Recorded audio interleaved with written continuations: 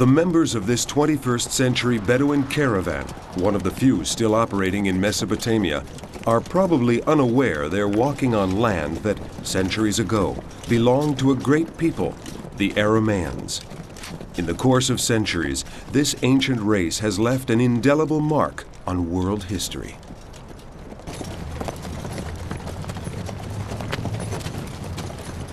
Today, it is as if the memory of this people has been lost in the mists of time.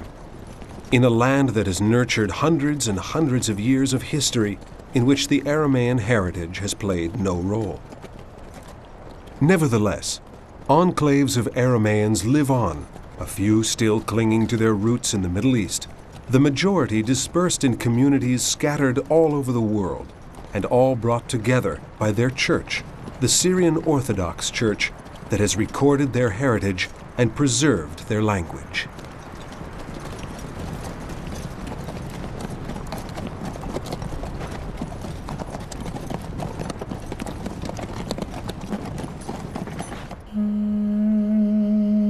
The term Aram appeared for the first time in the 23rd century BC to indicate a region of Upper Mesopotamia where this nomadic people had settled. The history of the Arameans, a Semitic people which traces its lineage to Aram, son of Shem, Noah's fourth son, has its roots in ancient texts, including the Old Testament and the Quran, a heritage confirmed by recent archaeological finds. The Bible tells of Abraham, the wandering Aramean, from Ur of the Chaldees in southern Iraq, who settled for a long time with his family in the region of Aram Naharaim, meaning the Aram of the two rivers, the Tigris and the Euphrates, specifically in Haran, in the southeast corner of modern Turkey. Later, when Abraham wanted for his son Isaac a wife who was not from the land of Canaan where they had finally made their home, he sent his servant back to Haran. The servant found Rebekah, daughter of Bethuel the Aramean, son of Milcah, wife of Abraham's brother, and consequently the patriarch's great niece. When the servant first set eyes on her, she was fetching water at the well, a daily chore that continues today. Tell me, my child, who is your father? Can your father give us shelter for the night? I am the daughter of Bethuel, the son of Milcah by Nachor. We have no lack of straw and hay, and our home is a roomy house to lodge in. Later, when it came time for Isaac's son Jacob to marry, Isaac followed his father's example and gave his son this order. Go to Padan Aram, the house of Bethuel, the father of your mother, and take from there your wife, from among the daughters of Laban, brother of your mother. Jacob did as he was told, and found 3 shepherds minding their flocks near a well. My brothers, where are you from? We are from Haran. Do you know Laban, son of Nachor? We do. Is he well? Yes. Oh, that's his daughter Rachel approaching with the flock. Jacob kissed Rachel, a shepherdess like those still found today near Haran, and told her they were related because he was Rebekah's son. Therefore, he was an Aramean, just like her family. Abraham the wandering Aramean brings us to 1850 BC, but it is only in around 1100 BC that the first explicit mention of the Arameans appears in the annals of the king of Assyria, Tiglath-Pileser I, in which are recorded battles against the Alamu Aramean nomads along the banks of the Euphrates. I forded the river Euphrates 28 times and followed the Aramean people from Beshre to Tadmor, from the city of Rafik in Babylonia to the city of Anat in the region of Suhi, and to Gargamish and to the east of the plains of Srug. It was here that Dura Europos was founded as a river port and defensive point against attacks from Mesopotamia. This ancient city, founded in the 4th century BC by Seleucus, Alexander the Great's lieutenant and head of the Seleucid dynasty, was for a long time not only an impregnable fortress that defended the kingdom of Syria, but also an important trade center on the caravan route that linked Mesopotamia to the Arabian Gulf and to Antioch, the ancient capital of Syria. Captured and razed to the ground by the Sassanids in 256 AD, the city, or what was left of it, was buried under the sand for 1,700 years. Today, Dura Europos is one of Syria's most important archaeological sites, a veritable trove for archaeological finds and a constant source of precious information that serves to reconstruct the history and the customs of people who, like the Arameans, inhabited this area even before the city existed.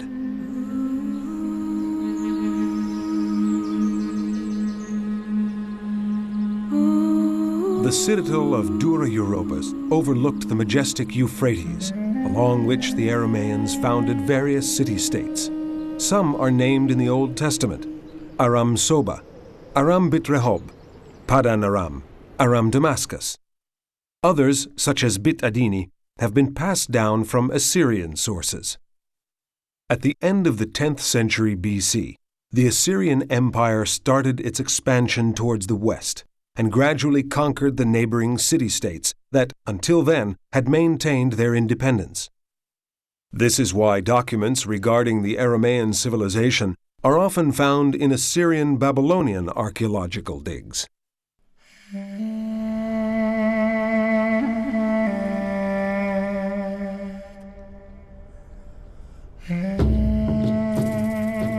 In 1979, at Tel Fekeriye, just south of the Turkish-Syrian border, a great statue came to light.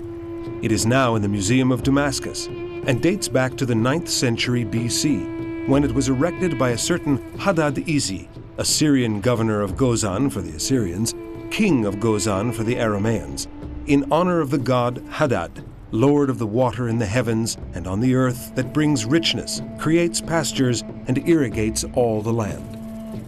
On the tunic is a long inscription in the Assyrian dialect of Akkadian and in Aramaic.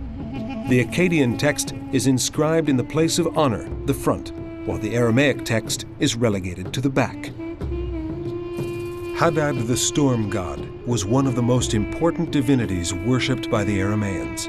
He is sometimes depicted brandishing thunderbolts, as on this stele in the Louvre in Paris. Hadad Izi of Gozan was not the only Aramean king to have left a relic that has come down to us intact. In the Museum of Aleppo, at the foot of a likeness of the god Melkart, an inscription attests to it being the statue that Bar-Hadad, king of Aram, erected out of gratitude to Melkart, his lord, who answered his prayer.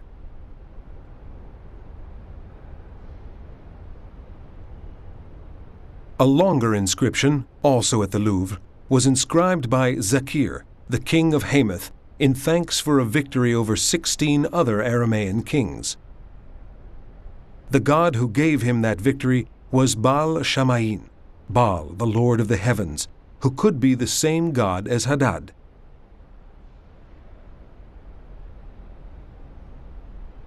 The longest of the ancient Aramaic inscriptions preserved in the National Museum of Damascus is, however, a treatise between a certain Bargaya, perhaps a high official of the Assyrian king himself, and Matiel, the king of the Aramean city-state of Arpad. In the text, Bargaya lists a series of curses against Matiel should the agreement ever be broken. If Matiel is dishonest in the dealings, let his kingdom become a kingdom of sand, a kingdom of dreams that dies like a flame. Let Hadad hurl his wrath and all sorts of disasters on the earth and in the heavens. Let him send hail unto Arpad. Let the locusts go mad for 7 years. Let not a blade of grass grow, that one can see neither vegetation nor green pastures. Let not the sound of a lyre be heard in Arpad or among its inhabitants, but only moans of desperation, crying, and lamentations. Aside from the inscriptions, there exists other proof of these Aramean city-states, such as the stone sculptures unearthed at Gozan Tal Halaf, on view in the Museum of Aleppo.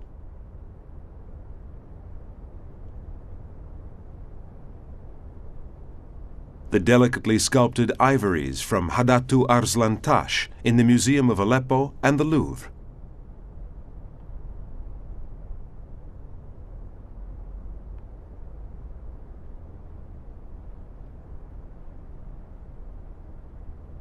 Fresco fragments from the mid-8th century, also in Aleppo. the frontispiece of the Temple of Hadad in the National Museum of Damascus.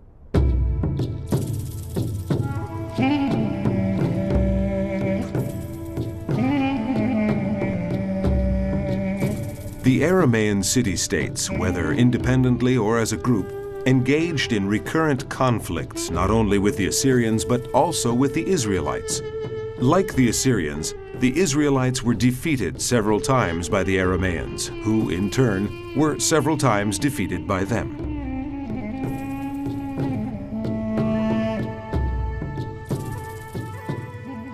Turkey, Iraq, Syria, Lebanon, Palestine, Israel, Jordan, and Egypt are the countries that still today preserve the memory of the ancient Aramean civilization, often only in place names.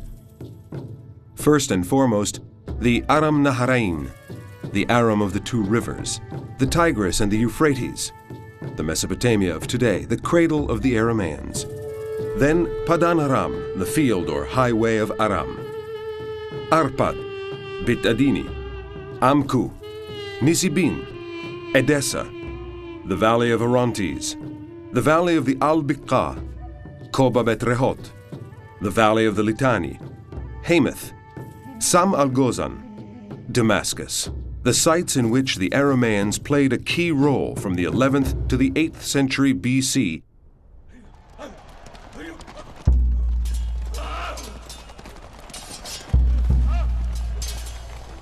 in an endless succession of wars among themselves and against outside enemies.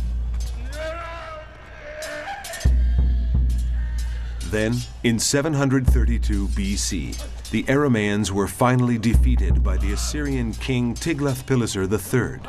Damascus was destroyed. Its last king, Ratson II, was killed, and the territory was broken up into provinces that were annexed by Assyria. Damascus will cease to be a city. It will become a collection of ruins. Its neighborhoods will be abandoned forever and will become grazing land. I will set fire to the walls of Damascus, and it will devour the palaces of Ben-Hadad. And the people of Aram will become slaves. Thus, the biblical prophecies came true. From that moment onward, the dispersion of the Arameans began. Without a land of their own, they were condemned to wander over the course of time to the four quarters of the world.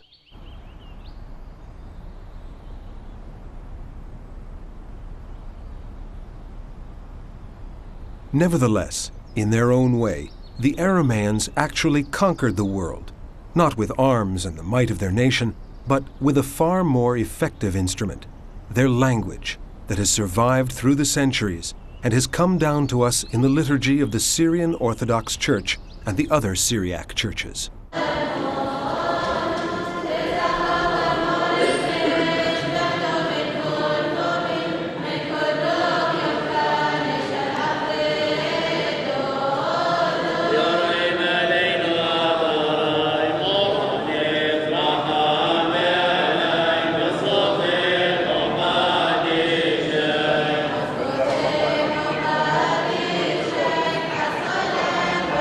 The inscription on the famous 9th century BC statue of Hadad is the oldest surviving document of the Aramaic language, and evidence that in around 1000 BC, the Arameans adopted the Phoenician alphabet, composed of 22 letters.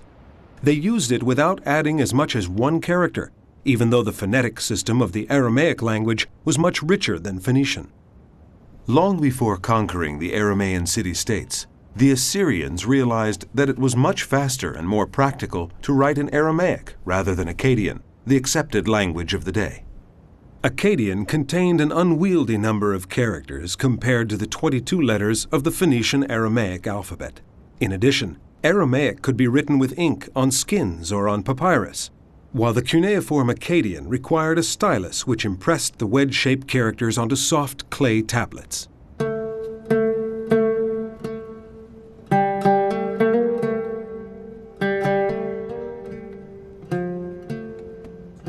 Because of its simplicity and rapidity, Aramaic soon became an international language used in official documents, in diplomatic reports, and in commercial transactions.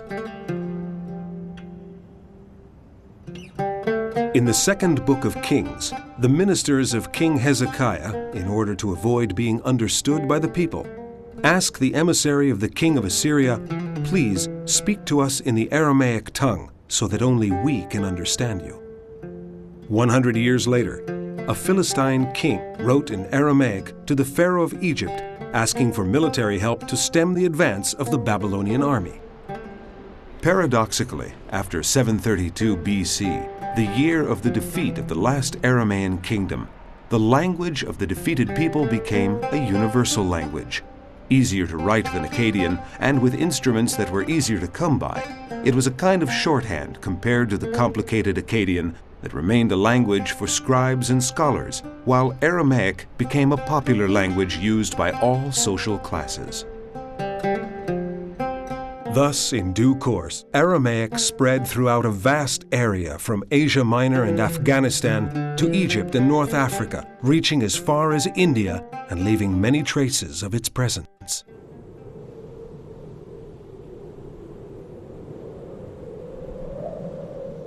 In Jordan, the spectacular site of Wadi Musa, or the Valley of Moses, is a prelude to the fascination of Petra, the capital of the Nabateans, and another source of evidence of the Aramean presence.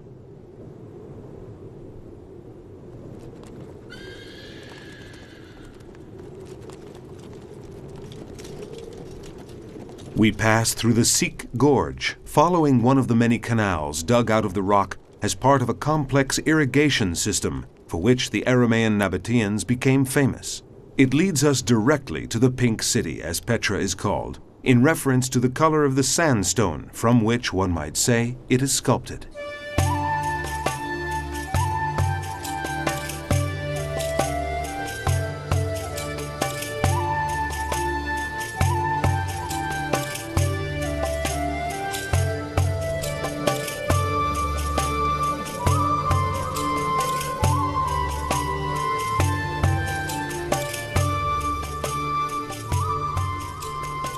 Aramaic, written in a distinctive local script, was the language of the Nabateans who flourished from the 1st century BC to the 1st century AD. They carved their capital out of the living rock. In truth, Petra was a stronghold, located strategically on the main route between the north and south of the Arab Peninsula, traveled by caravans with precious loads of incense and myrrh from Arabia, spices and silks from India, ivory from Africa, and precious skins. From this well-protected, dominant position, it was easy to raise tolls, to demand exorbitant sums for food, shelter, and stabling, and to play a key role in the commerce between merchants and caravaneers. And of course, it was easy to plunder too. Thus, the Aramean Nabateans became rich and powerful.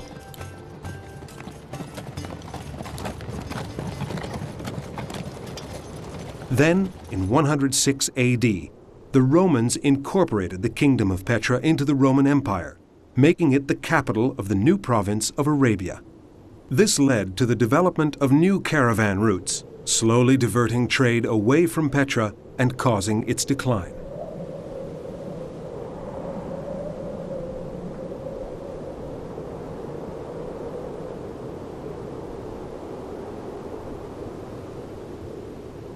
The Nabateans' own dialect of Aramaic has survived in inscriptions on the pediments of buildings and temples, on rocks and stones, at the base of votive capitals, and on the walls of gullies. In the latter case, the writing is in the guise of implorations to the gods to avert disaster in the event of flash floods that would race through the gorges, sweeping away everything in their path.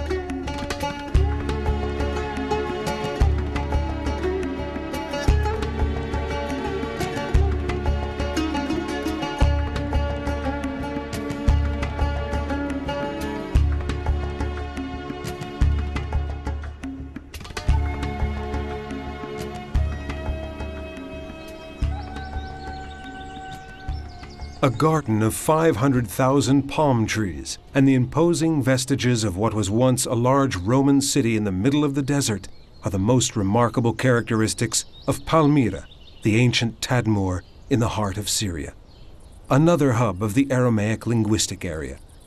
As in Petra, traces of the Aramaic idiom that used to be spoken here can still be found. The extraordinary story of this city features, among others, Zenobia, Queen of Palmyra, one of the greatest women of ancient times. Beautiful, noble, ambitious, a charismatic leader, and an indefatigable horsewoman, Zenobia addressed her people in Aramaic, wearing a helmet and purple robes.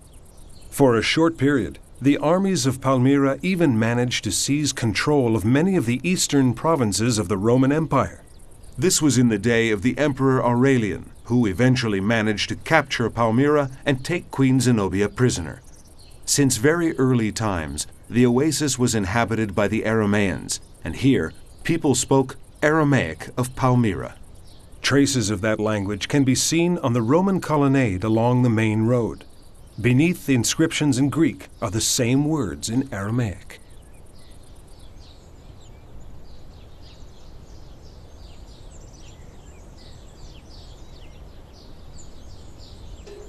قبورة دنه عبد بالحزاي بر بريكي بر بالحزاي. Today, in the local museum, the voice of a scholar reading those Aramaic inscriptions as though they were current idiom gives the impression of being caught in a time warp. لعلماء بيرح نيسان سنة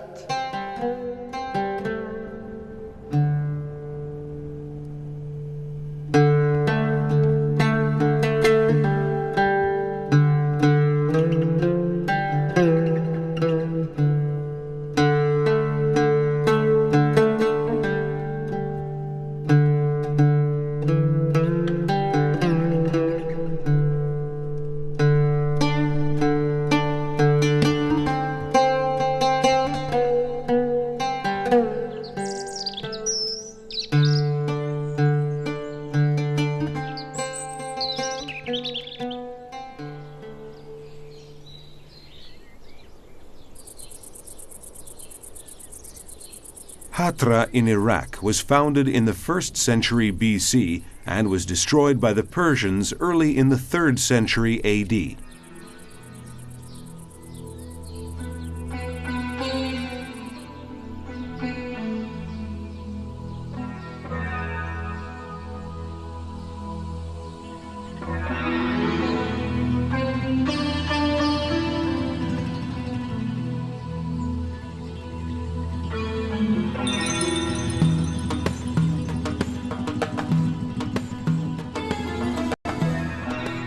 More than 300 Aramaic inscriptions have been found here, some in the Aramaic dialect of Hatra. Many are of great historical importance. Most of these inscriptions are now preserved in the Museum of Mosul and in Baghdad, together with statues and other relics found at the site.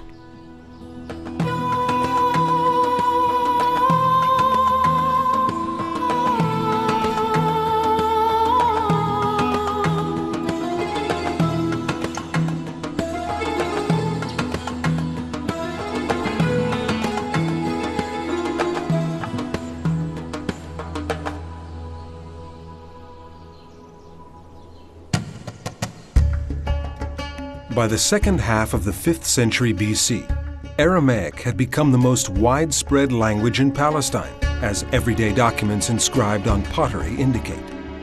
In 1947, at Qumran on the shores of the Dead Sea, a Bedouin boy looking for a goat that had wandered off entered a cave untouched by time and stumbled upon what is probably the most important archaeological find ever made in the Holy Land: a terracotta jar containing the oldest group of scrolls ever discovered of biblical and non-biblical manuscripts. It was the first of a series of such scrolls that subsequently came to light in 11 caves, an unprecedented treasure that continues to fire the imagination and polarize the interest of scholars around the world. One of the first and best preserved of the scrolls contained the book of Isaiah, copied many centuries earlier than any other surviving manuscript of this book. The Isaiah scroll is written in Hebrew, but another one contains an Aramaic translation of the book of Job. From the Jordan to the Dead Sea, from Judea to Galilee to Samaria, from Syria to the Negev to Sinai, Aramaic was the language of the people, and therefore also the language of Jesus and the apostles.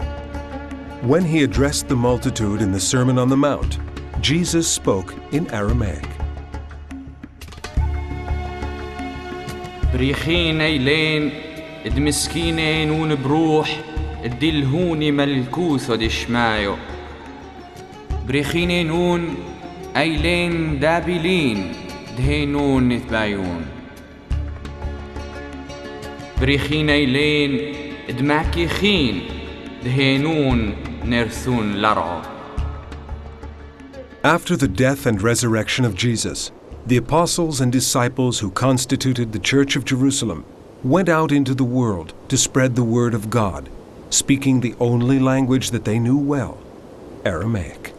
So they left and preached everywhere, while the Lord went with them and confirmed the word with his great works. Antioch, today Antakya, on the Orontes River, was the capital of the Roman province of Syria and the third most important city of the empire after Rome and Alexandria. No wonder that it was one of the first places visited by the messengers of the new religion. After consolidating his role as leader of the apostles, Peter lived there for a year with Paul and Barnabas, and together they gathered many converts. The inhabitants of Antioch were sometimes skeptical and often hostile, but here the church accepted non-Jewish converts, and for the first time its congregation became known as Christians. The echo of those days seems to permeate the air around the ancient church cave on the outskirts of the city, where it's believed that Peter preached when he was in Antioch with Paul. The Crusaders added the facade at a time when Antioch was an important Christian base in Syria, but the cave still looks as it did in its primitive state. Originally, it was owned by the evangelist Luke, a native of Antioch, who gave it to the Christians so that they could have their own place to meet and pray together. Today, it's impossible for Christians not to be overwhelmed by the emotion of being in a place that has been sacred since the dawning of their religion.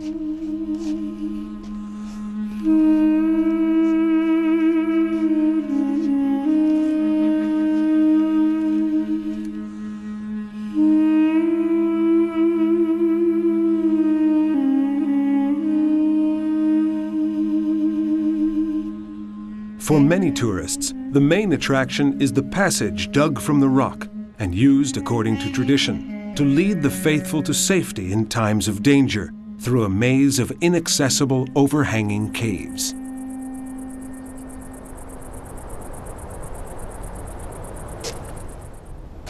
The cave church of St. Peter is still used. Pilgrims come here now and then to attend the solemn rites, unchanged by time, celebrated on special days, like the visit of the Patriarch to Antioch at the beginning of the 3rd millennium. For the most part, these pilgrims come from abroad, insofar as the local Christian community is now, unfortunately, almost non-existent.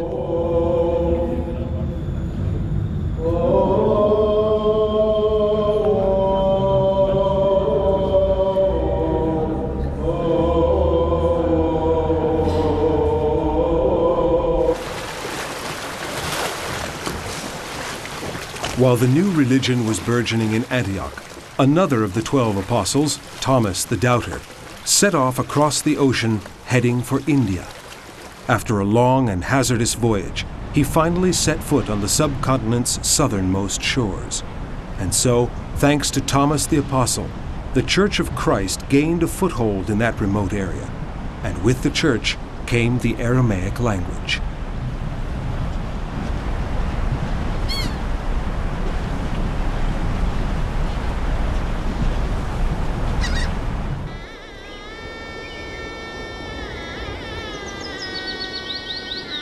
In the place where tradition has it that the apostle first encountered the native people, some rabbis who came out to greet him, the scene is reconstructed with life-size models. Nearby are the remains of an ancient Hindu temple, transformed into a Christian church after the conversion of the local people to the gospel announced by Thomas.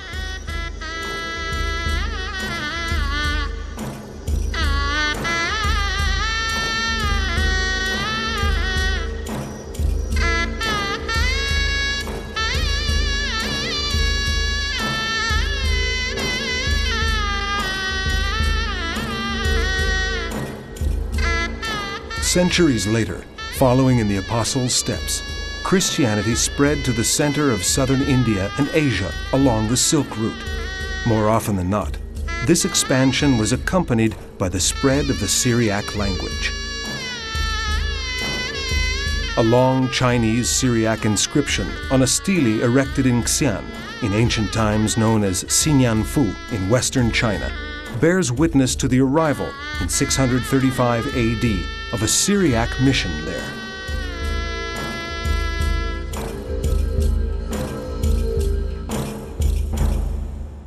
Additional evidence comes from a Syriac manuscript of the Gospel written with golden letters for a Mongol princess at the end of the 13th century that contains a portrait of the princess herself with her husband.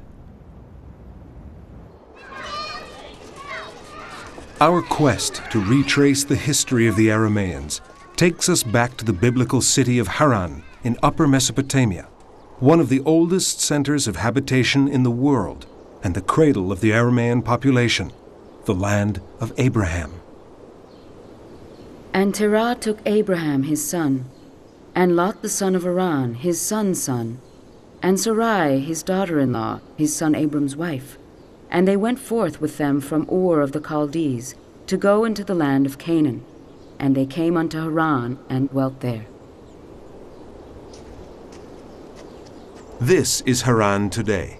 The current inhabitants are unaware of their Aramean ancestry and barely remember the name of their biblical ancestor, even though he is rapidly becoming the town's main tourist attraction.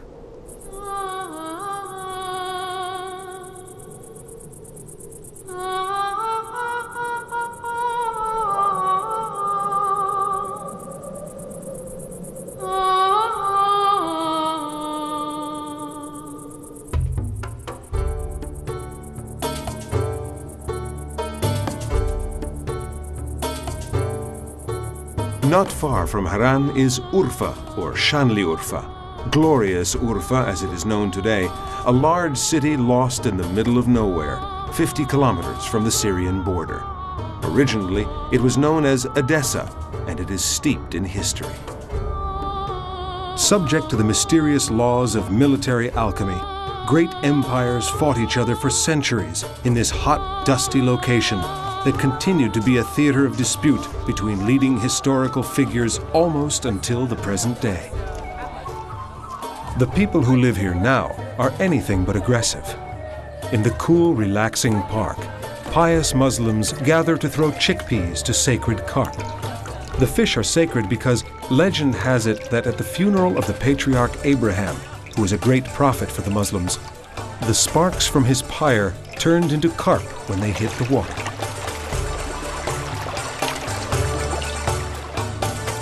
The entrance to the so-called Cave of Abraham is always crowded with pilgrims.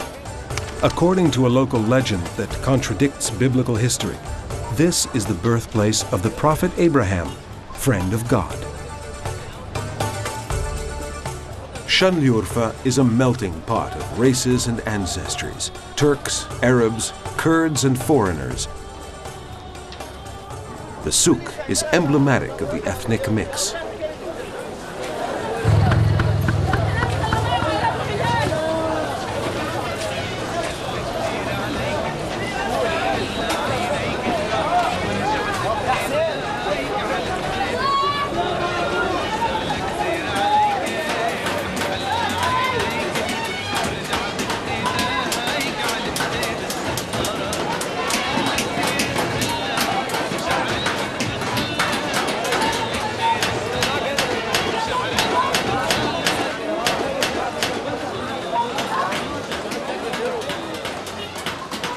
a cacophony of voices speaking in many different languages, but one is missing: Syriac, the Aramaic of the Syriac Christians who lived here for centuries.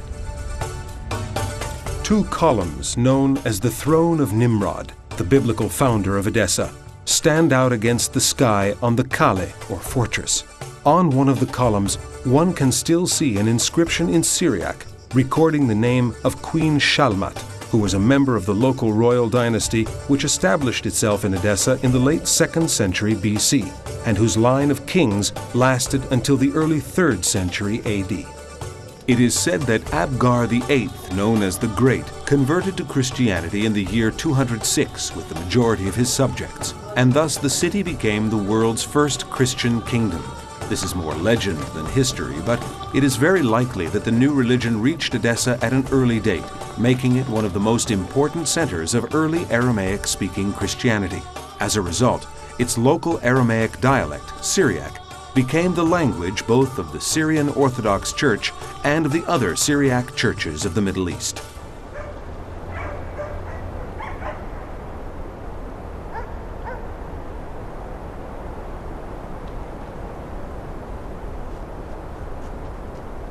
Today, however, there are no signs of a Christian presence.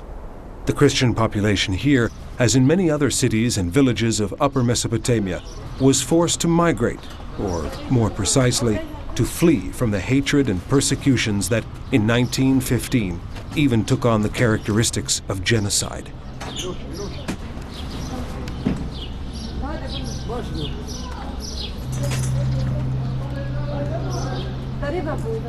The last Christian communities left in 1924, spurred on by the massacres, and took with them all they were able to save from the dismantling of their churches: furniture, relics, holy books. Everything was transferred to nearby Aleppo in Syria, where they were warmly welcomed and have been able to continue professing their faith in peace. That's why traces of the early Christian community of Edessa can be found in St. George's Church in Aleppo.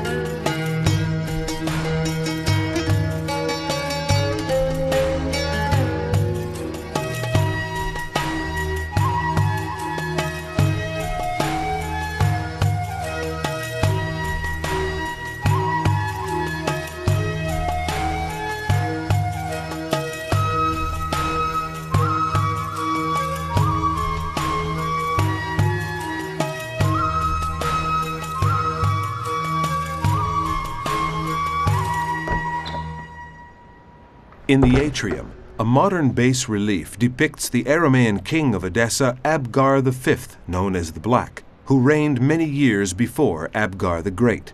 The king is depicted gazing at a linen sheet bearing the image of Christ. Tradition has it that Abgar the Black admired Jesus' miracles and sent a messenger asking him to come and heal a terrible illness from which he was suffering. Jesus answered that as soon as he ascended to heaven, he would send the king one of his disciples.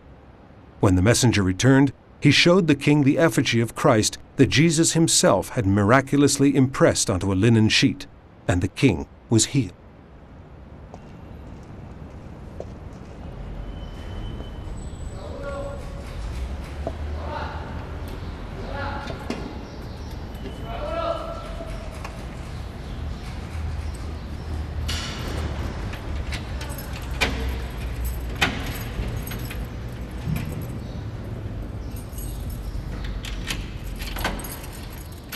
3 keys are required to open the safe that contains the still intact holy books that belong to the Edessa community.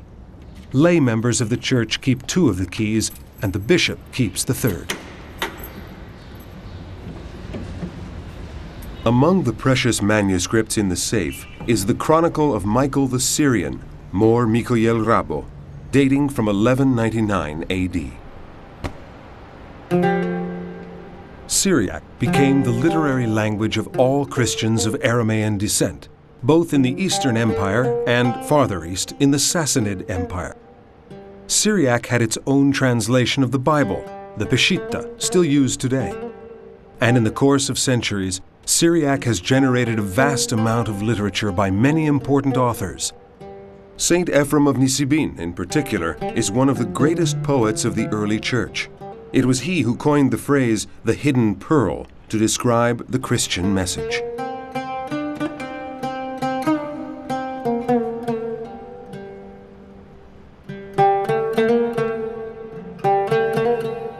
حد من يوم مرقونيثو شقلث آحي حزيت بهروزي بني ملكوثو يقني وتفصي دهوي رابوثو هوتلو معينو وشتي ثمينو روزا ودبرو في قدامي ملكوثو دشنايو المرقونيثو صمتوه أحاي عال فساد إيد تباقي بوه إزيد دحزيه من حد قبو هوت لوه أفي من كل جابين بصوته دبرو دلو متدرخد كولوه نهروي ريخ قدامي ملكوثو دشمايو مرقونيثو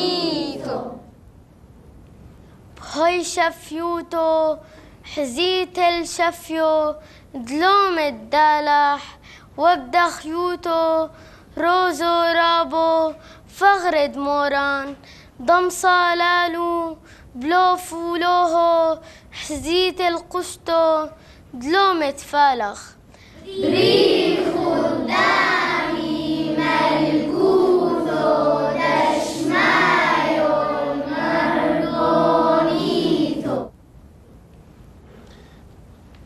These Aleppo school children are reciting one of St. Ephrem's poems. It is as though their voices have crossed the border into Turkey, traveling to their ancestral home of Nisibin in search of the memory of Mor Ephrem the Syrian. Mor in Aramaic means Lord, Monsignor, or Saint.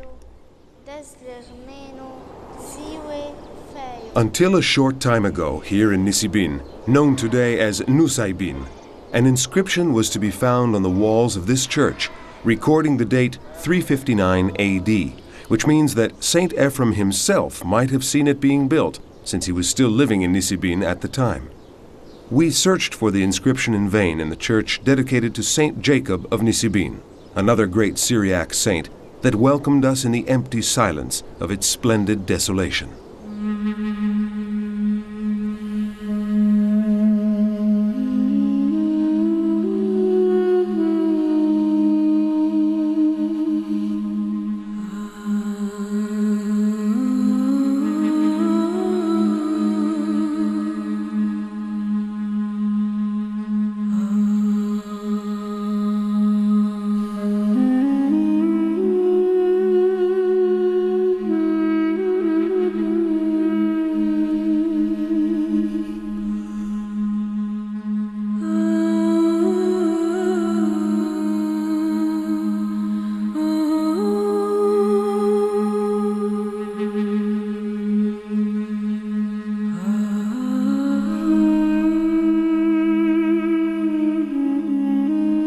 In Aleppo's new cathedral, one of the countless Syrian Orthodox churches dedicated to St. Ephrem, the remarkable modern frescoes are influenced by the rich Syriac culture, whose greatest figures were Bardaisan, known as the Aramean philosopher, who died in 222 AD, the poets Balai, Narsai, and Jacob of Seruj, along with authors such as John the Solitary, Philoxenus of Mabuch, Sergius of Reshaina, and John of Ephesus, all belonging to the 5th and 6th centuries, followed in the 7th century by such men as Severus Sabocht, Jacob of Edessa, and Isaac of Nineveh, or Isaac the Syrian. These were followed in later centuries by great scholars such as Mushe bar Kifo, Dionysius bar Salibi, the patriarch Michael the Great, and culminating in the polymath Gregorius bar Ebroio in the 13th century. Included among these illustrious figures, naturally, is Saint Ephrem. Late antiquity, especially from the 3rd to the 5th centuries, was a period of hermits, ascetics, and monks.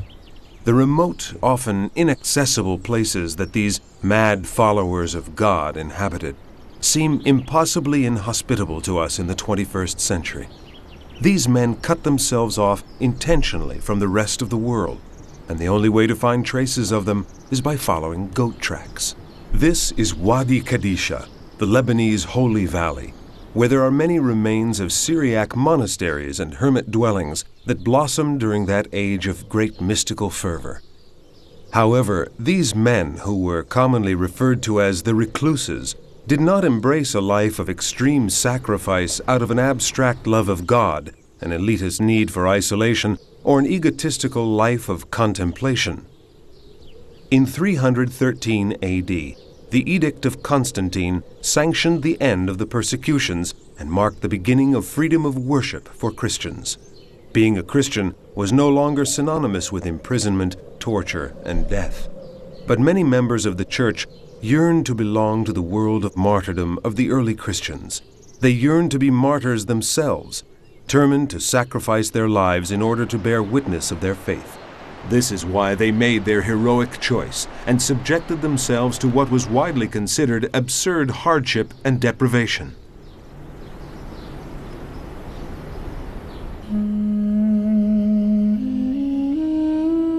A hermit monk wishing to found a monastery would choose a cave big enough to contain a church. The presence of a freshwater spring nearby was indispensable.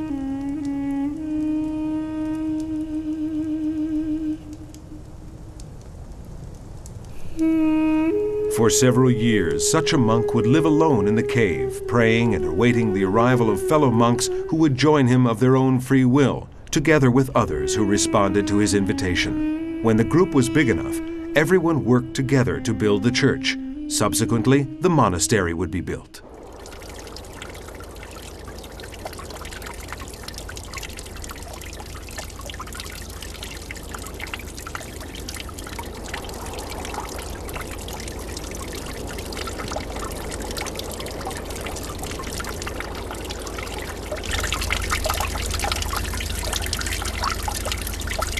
Each monk was assigned his own cave, some accessible only by rope or ladder, in which he lived a life of prayer and solitude until the end of his days.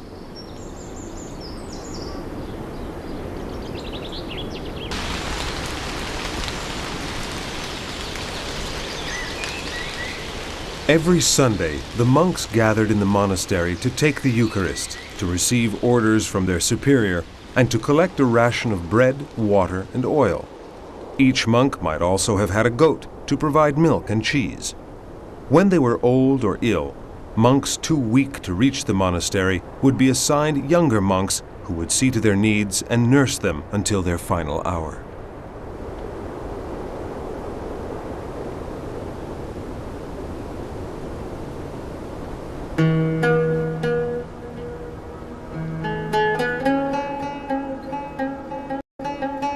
Ikos Ayas, once a Syriac monastery, is still inhabited today. It contains a typical example of a cave church. The cave seems to offer a protective embrace and, in some places, is incorporated into the building itself.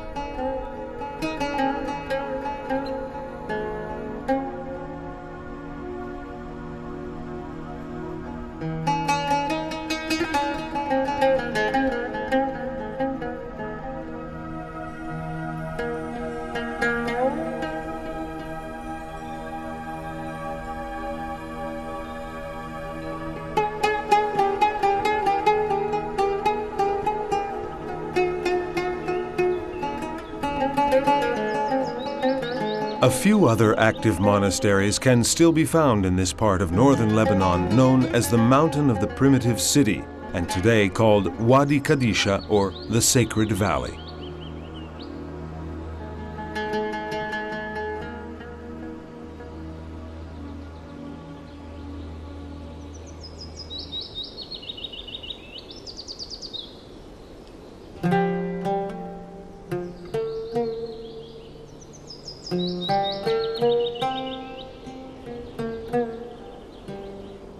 There are three dioceses of the Syrian Orthodox Church in Lebanon: the Diocese of Beirut, the Diocese of Mount Lebanon, and the Diocese of Zakhle.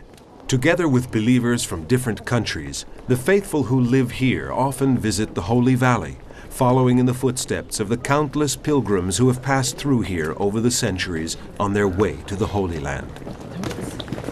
One of the most popular destinations is still the monastery of Ikos Ayas and its original place of worship dedicated to Saint Anthony, who was considered a specialist in healing mental illnesses.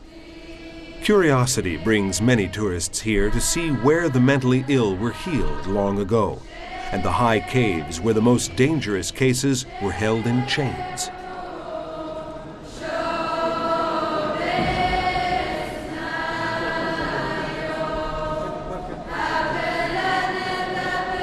But most visitors come here to express their faith.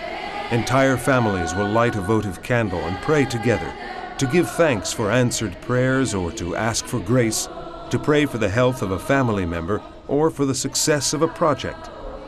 Barren women pray for children, and unmarried women pray for a husband. Examples of simple devotion that always demand respect.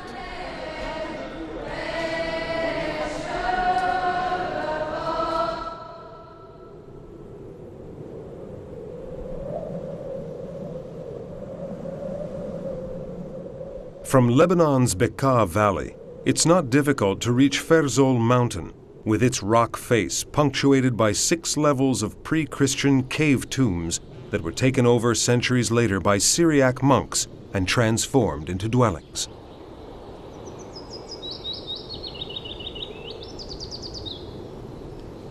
Evidence of a pagan past is everywhere, in symbols of Phoenician divinities, and in cells where bloody sacrifices were offered. Visitors can almost identify with the spirits of those who, for love of Christ, chose to live as recluses in these tombs.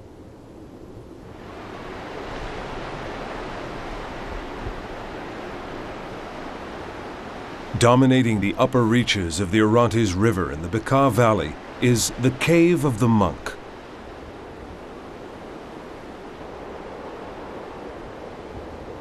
Originally a monastery, this group of caves was used by crusaders as a fortified lookout point.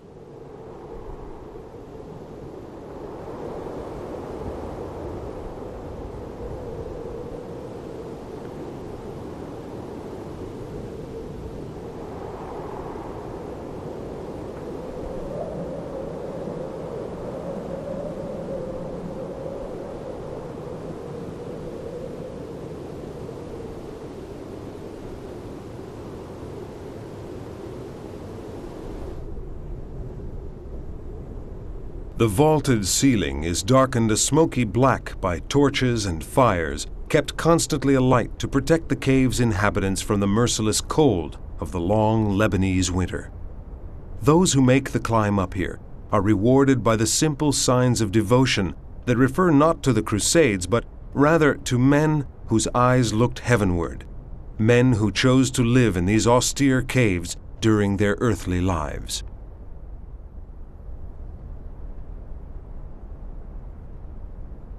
Below are the springs that give life to the Orontes River.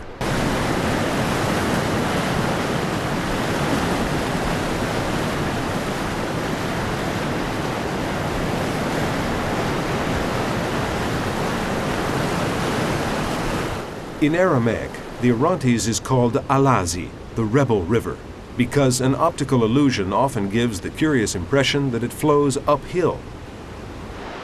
The river flows in a wide arc through 3 countries, Lebanon, Syria, and Turkey. Ever since ancient times, it's been harnessed to power water wheels and still serves irrigation canals that turn arid, unfertile land into rich soil.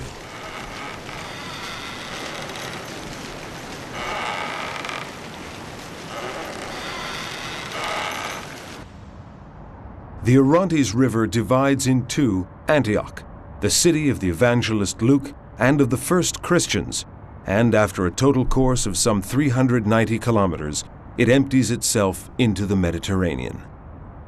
The waters of the Orontes symbolize the vital lifeline that runs from closed monasteries, hermit dwellings, and holy springs through tortuous, mysterious canals to reach the entire community of believers.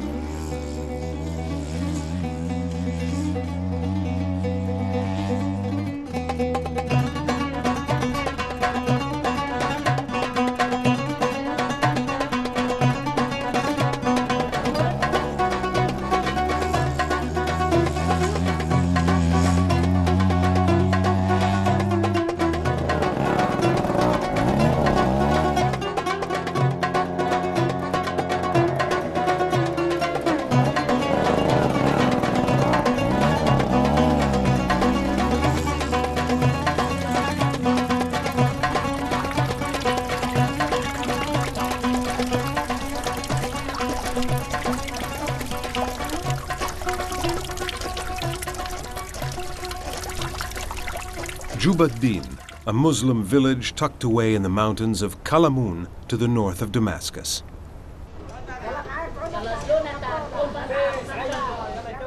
Everything here is similar to innumerable other Muslim villages. The architecture, the way people dress, the way they live.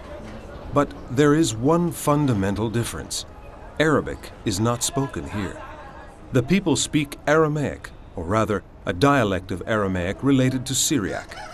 Indeed, the inhabitants of this Syrian village are direct descendants of those Aramean peoples who, many centuries before Christ, inhabited Upper Mesopotamia and then moved south to lay their roots throughout the Middle East, from Turkey to Iraq, to Syria to Jordan, Lebanon, Palestine, Saudi Arabia, and Egypt.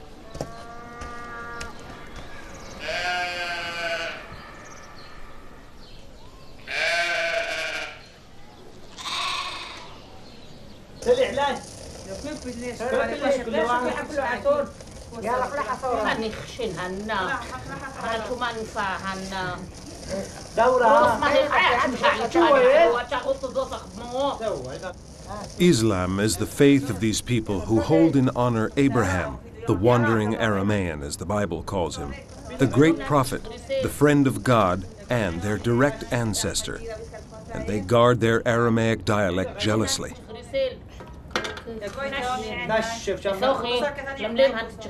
Over 3,000 years ago, their ancestors used the same language.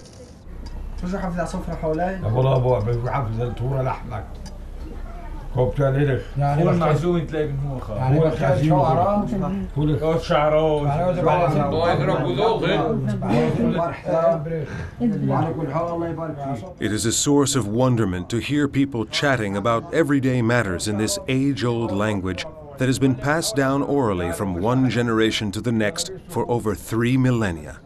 Right now, the subject of discussion is an upcoming feast day. The final word, as always, will be spoken by the Mukhtar, the village chief.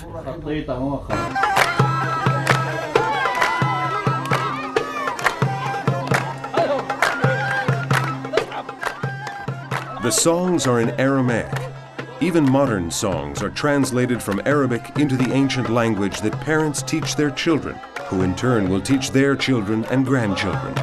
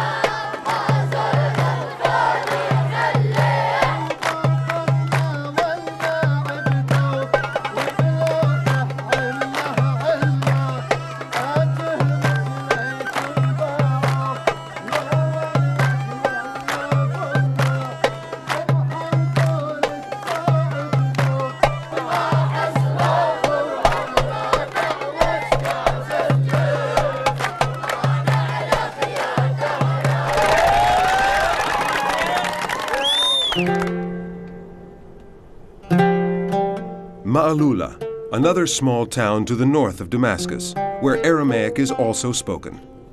The name has Aramaic roots. Ma'alula means entry. This time, the inhabitants are mainly Christian.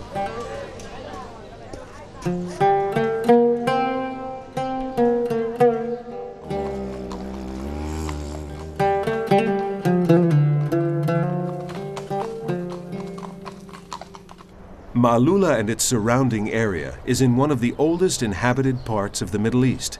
Stone Age man lived here some 50 to 60,000 years ago. The area is strewn with caves once used as sites of worship or burial, or, when necessary, for defensive purposes. The way they're laid out would allow a handful of men to resist the attack of an army. One example is the inaccessible cave known as the Fortress. Another enormous cave called the Castle could hold up to 1,200 people.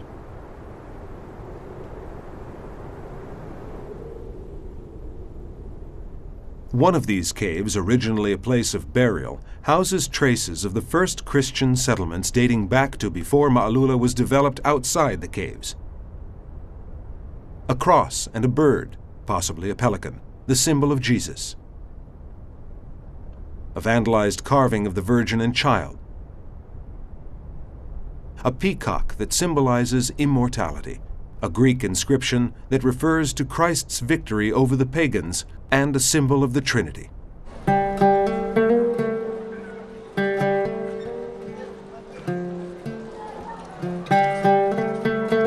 Apart from the name, additional evidence of the growth of the Aramean community in Ma'lula can be found in local traditions and in the day-to-day conversation of its current inhabitants.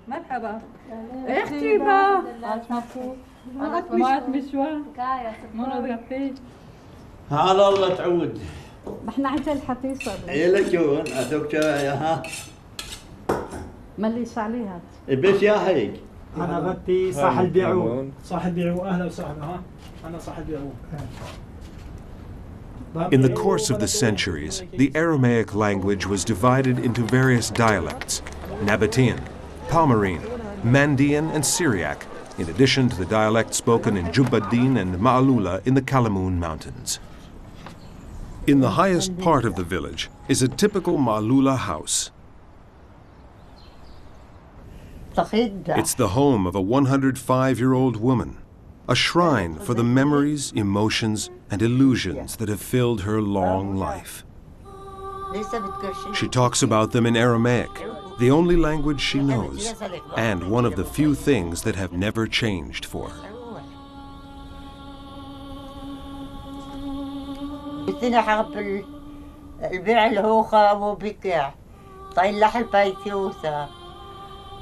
نزلون مشتغلة برية مشتغلة بشيكيا وسنة حق البيع الهوخة وبكع طيلح البيتيوثة وأرهطين ناح وحيت إذ كان بيتيوثة وكعنا حمعلولة. After the Emperor Constantine's Edict of Milan in 313 AD, communities like Ma'lula emerged from the safety of the caves and gained importance as centers of Christianity. Indeed, some Christians felt encouraged to destroy pagan temples or transform them into churches. The monastery of St. Sergis above Ma'lula is an extraordinary example of this kind of transformation. The doorway is so low that non-Christians and Christians alike are obliged to bow to enter what is considered to be one of the oldest churches, not only in Syria, but in the entire world.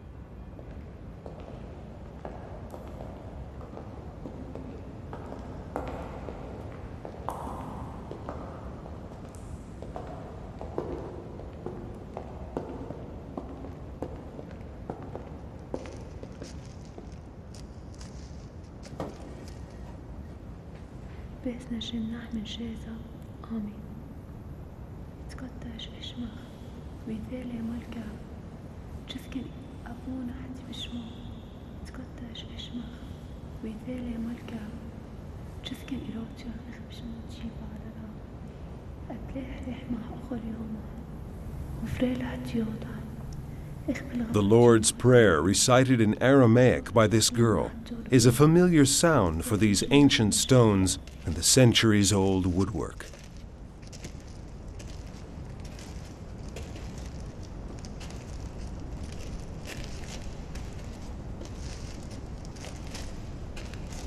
Probably built around the year 325, the year of the Nicene Council, the church is a visual representation of the transition from ancient paganism to the Christian Revolution. That transition is physically embodied in some of the wooden beams that scientific tests have shown are over 2,000 years old, and by a pagan altar with a hole through which sacrificial blood would drip to be collected in jars. This means that parts of the building date back to before Christ. For some people, the use of pagan elements in a Christian church might be considered sacrilegious. But to believers free of prejudice, it's a sign of the deep change that occurred in the hearts of men with the advent of Christ. Legend tells of a Christian girl called Tekla, whose father, a pagan and perhaps a king, wanted to marry her off to a pagan officer.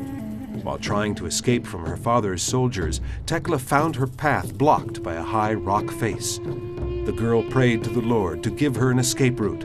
Suddenly, the rock face split open to reveal a passage that became known as St. Tekla's Gorge. The gorge became the girl's home, and after her martyrdom, St. Tekla was buried here.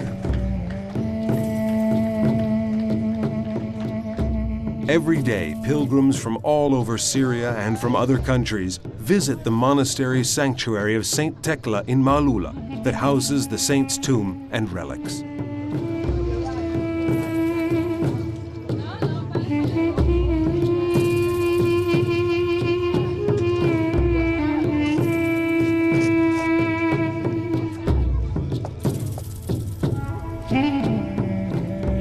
Saidnaya is another Syrian town that, before the arrival of the Greeks and Arabs, was inhabited only by people of Aramean descent. The Aramaic heritage is reflected by the town's ancient name, Danuba. Like Malula, evidence of prehistoric Saidnaya lies in caves where pre-Stone Age objects have been discovered. The town's recorded history began in the indestructible monuments erected by the Greeks during their 400-year occupation. The Christian tradition is evident in the many local churches and monasteries, the most important of which is dedicated to Our Lady of Saidnaya. Built 1,500 years ago, it was known as the Fort due to its impregnable defensive position.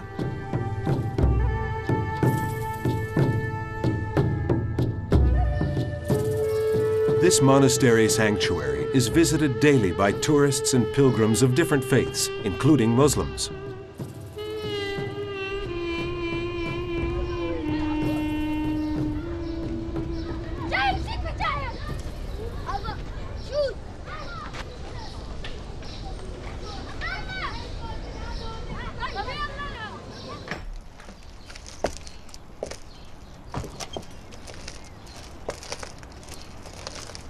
The monastery and sanctuary are looked after by nuns of the Greek Orthodox Patriarchate of Antioch, to whom Christians of the Byzantine Church who speak Arabic answer. The nuns are also responsible for restoring antique icons and safeguarding a veritable treasure trove of ancient manuscripts. Although these are now in Arabic, in the Middle Ages, Saidnaya was an important center for the copying of Syriac manuscripts. These are only some of the books from the monastery's original library.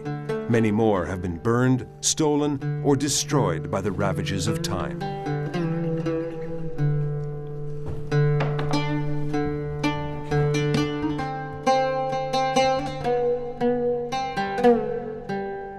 In the reliquary, the icon of the Blessed Virgin, called Shagura in Aramaic, meaning the famous one, is surrounded by an incredible collection of ex-voto offerings that reflect the gratitude of countless beneficiaries who come from many different countries and many different sectors of Christianity.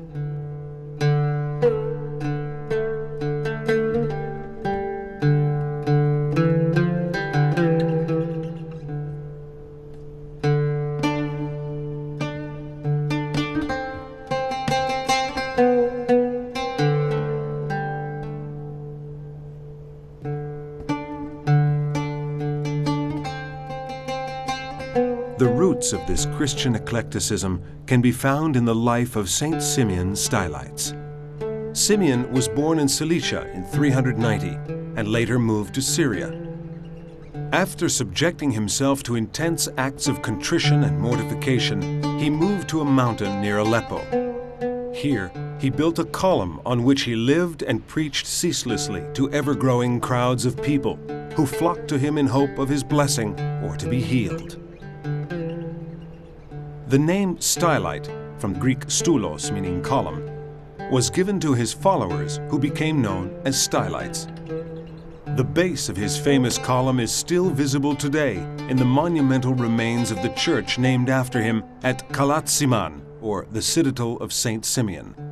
The column was 36 cubits or 15 meters high, and from its summit, the saint healed, solved disputes, and preached social justice until his dying day.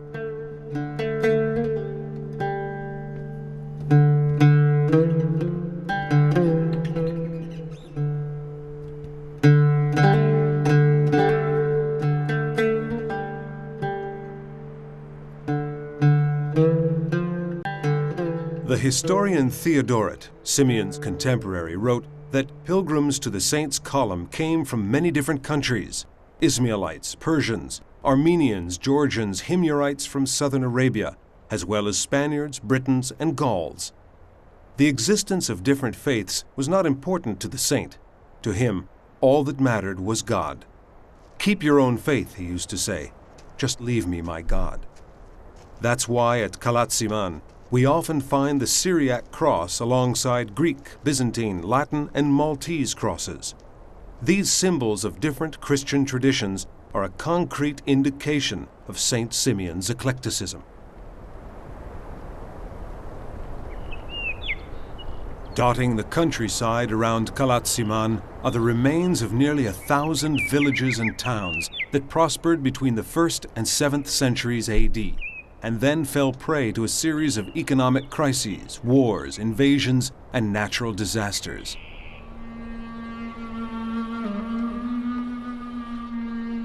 These are the famous dead cities of Syria's northern limestone hills.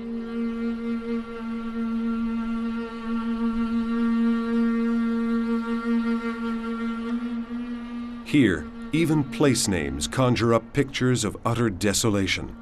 This valley is called the Valley of the Wind's Door.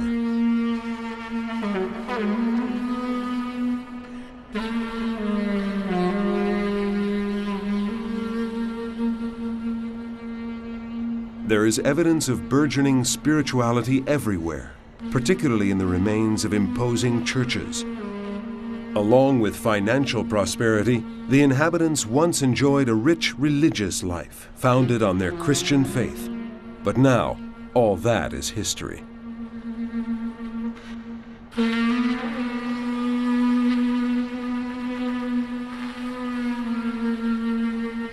A walk through the ruins and rubble of what were once architectural jewels and centers of Christian spirituality is a sobering experience.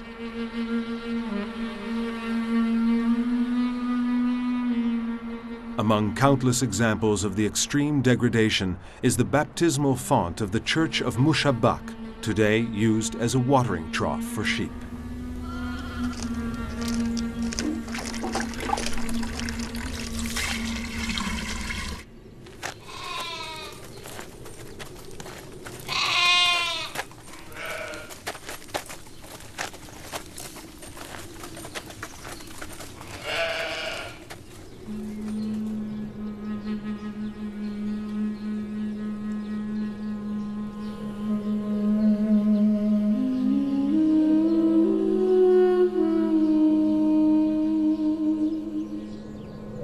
The once magnificent Byzantine church of Kalb Lauze, that means almond heart, is another example of past splendor.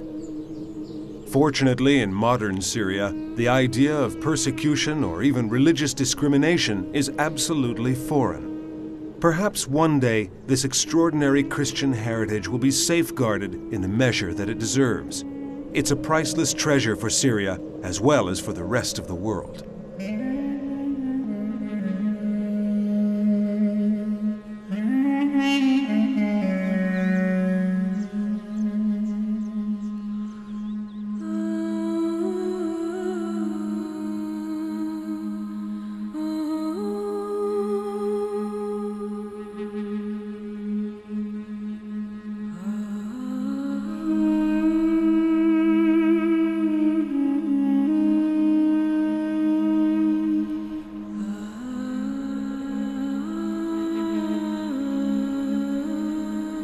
At Al-Ruzafa are the ruins of the Church of St. Sergius.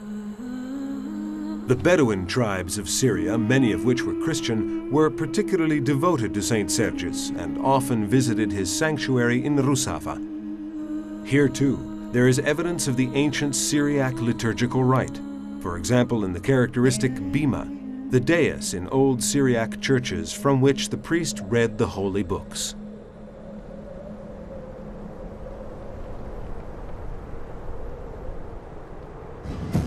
The Aramean heritage of the Syrian Orthodox Christians is also rich in traditions tied to the liturgical calendar. These are celebrated with great enthusiasm and much ceremony, and include a contest held on Palm Sunday, during which people try to touch the holy palms carried in procession by the bishop, and the washing of the feet ceremony on Holy Thursday that takes place here at the archaeological site of Kalat Simam.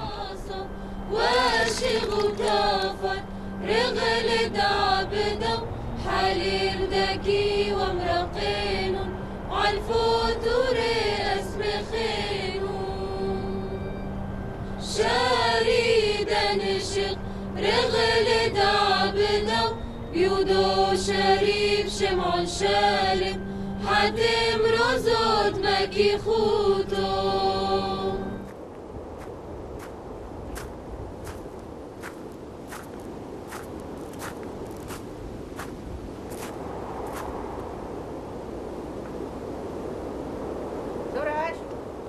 Sadat is a small town in central Syria. In the solitude of the Church of St. George, a group of girls practices an Aramaic song, the most beautiful and simple of prayers taught by Jesus, the Lord's Prayer.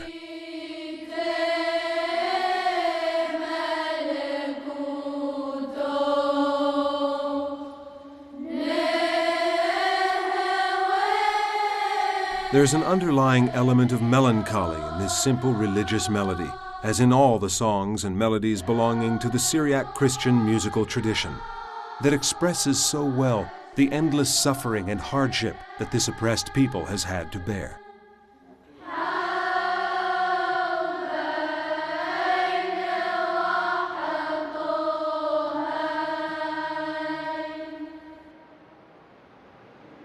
The walls of this church, like the walls of the churches of St. Sergius and Bacchus in the same town, are decorated with ancient frescoes depicting scenes and people related to the Christian tradition and to the Syrian Orthodox Church in particular.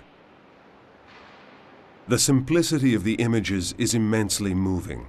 A description of each figure and each scene is given in elegant Syriac writing.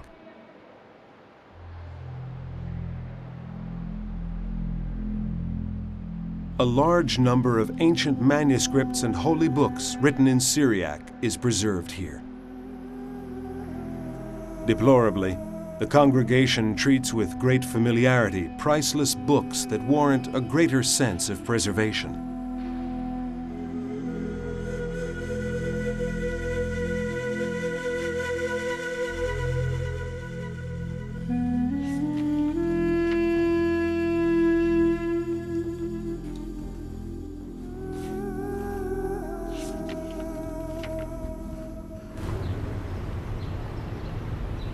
Kamishli in Syria is a border town created by the Syrian Orthodox Christians who had fled from nearby Turkey in the face of persecutions that destroyed their villages, burned their fields, and transformed their churches into mosques. Just beyond the national border is Tur Abdin, which means Mountain of the Servants of God. 4,000 years ago, along with northern Syria and Iraq, this region was the cradle of the ancient Aramean civilization. After the coming of Christ, it became the land of the Syrian Orthodox Christians. Nowadays, that presence has been largely lost in the annals of time.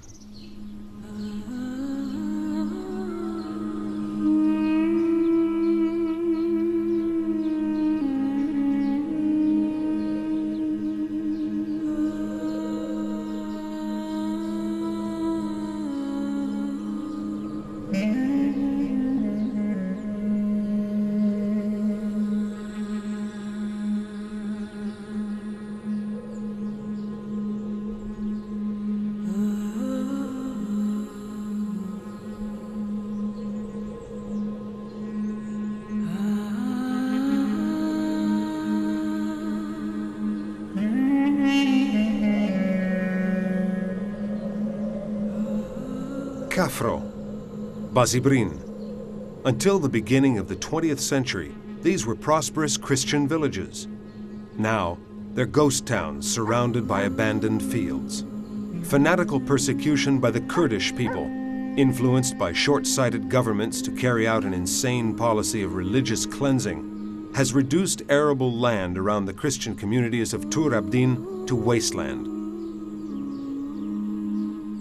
Fortunately, today the Republic of Turkey has distanced itself from the Ottoman policy of yesteryear.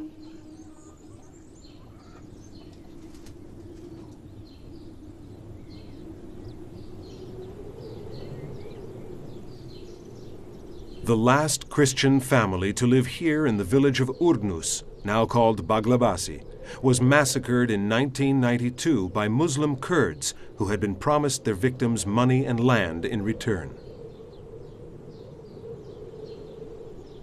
The 5th century church of St. Kyriakos is locked up. A Muslim woman keeps the key.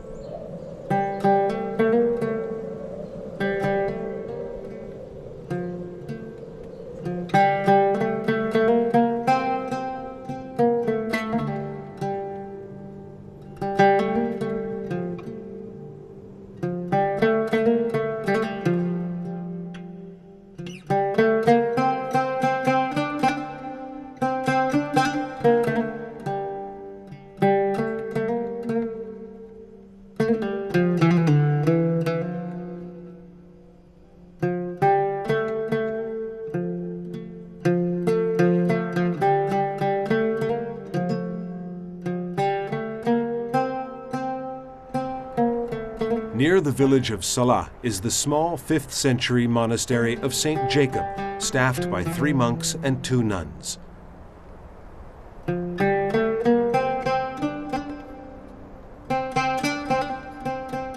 Today, there are only 2 lay members in the Christian community that used to flourish around the tomb of the saint. We can't help but compare the decline of the Christian presence with the ruins not far from the monastery of the Persian temple of Heracles that date back long before the coming of Christ.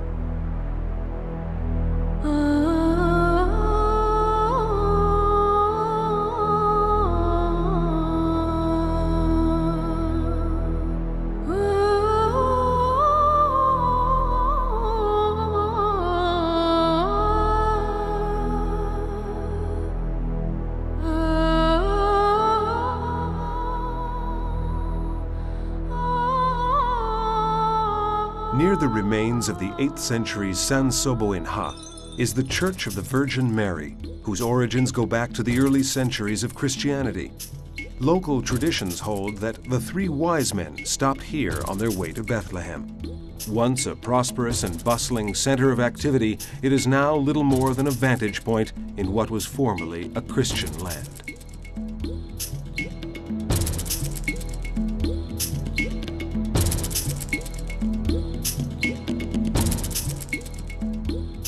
Ainvardo was founded, like most places in the area, before the coming of Christ. 100 years ago, it was an entirely Christian community. Today, the inhabitants are nearly all Muslim. Only 8 Christian families remain. According to local tradition, this once wealthy town with several churches was saved by St. George at the time of the massacres of 1915, which decimated the Christians living on the high plateau of Tur Abdin.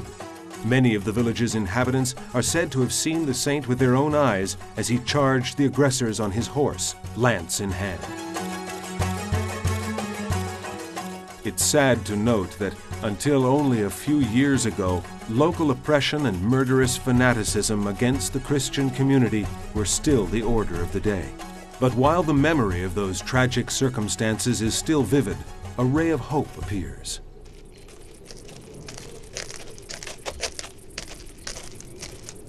A few Christians have decided to remain here, stubbornly eking out a precarious living in the firm belief that centuries of violence and murder belong definitively in the past.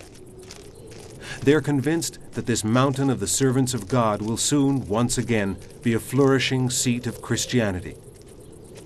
They contribute to this dream by sending their children every day to the monastery to learn the language of their ancestors.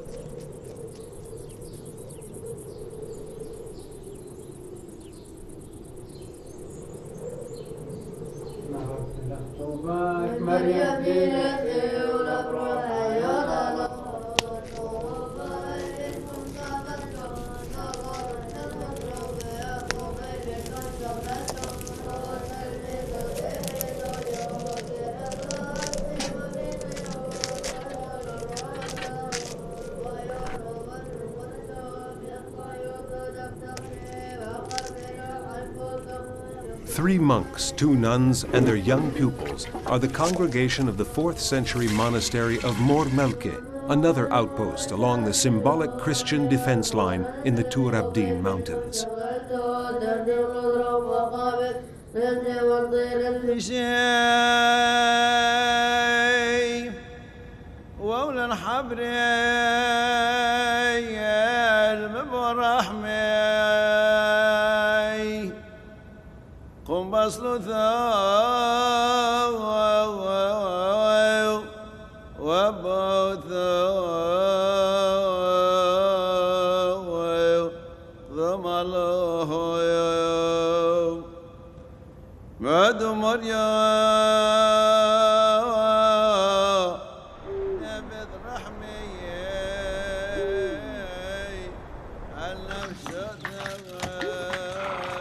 Working the fields and tending the few domestic animals takes up much of the time of those who live in the surviving Syrian Orthodox monasteries.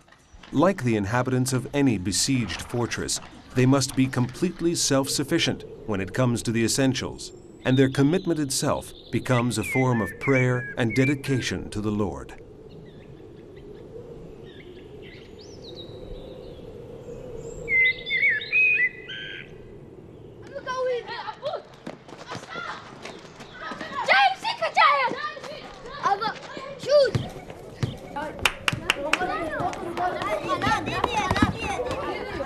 How many young martyrs have died here?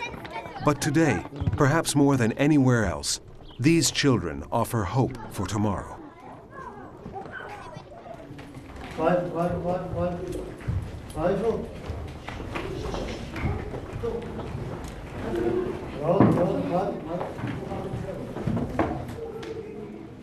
Arkah is another semi-abandoned village in the Tur Abdin hills. State-appointed teachers don't come here. This is Kurdish country, and people are afraid. This teacher is a volunteer sent by the bishop. Perhaps he too is afraid, but he has a mission to accomplish.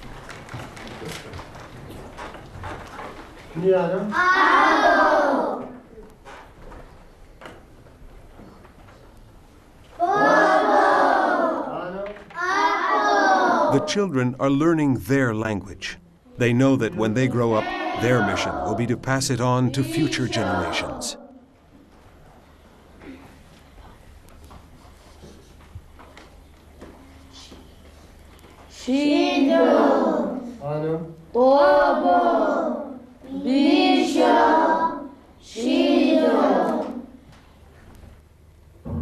The parish priest insists we join him for lunch at his home.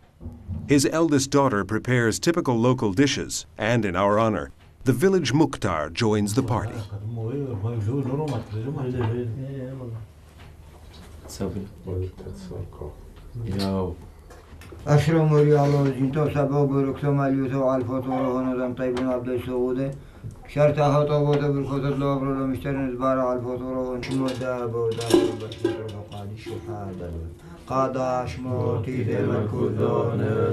Among the pictures on the walls is a portrait of Ataturk, the founder of modern Turkey, perhaps a tribute to the man who was the first Turkish leader to advocate the separation of political power from any form of religious fundamentalism, thus indirectly helping the Christian cause.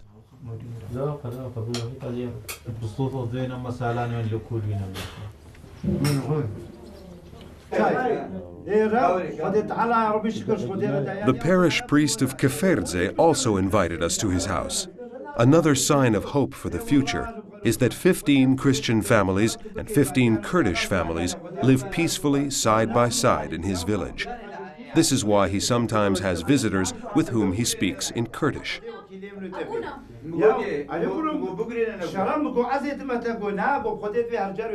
Among the photographs and pictures on the walls is a portrait of a young bishop, the current patriarchal vicar of the Syrian Orthodox Diocese in Germany. He was born in this village and was baptized by the same priest who offers us tea.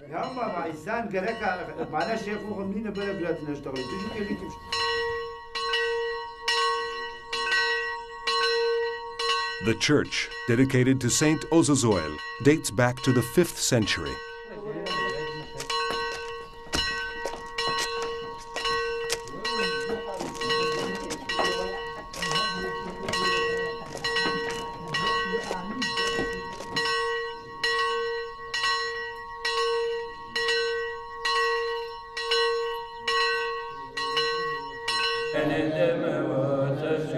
As always, the congregation is made up almost exclusively of women, children, and elderly people. There is little to keep young people here, and inevitably, they can't wait to move away.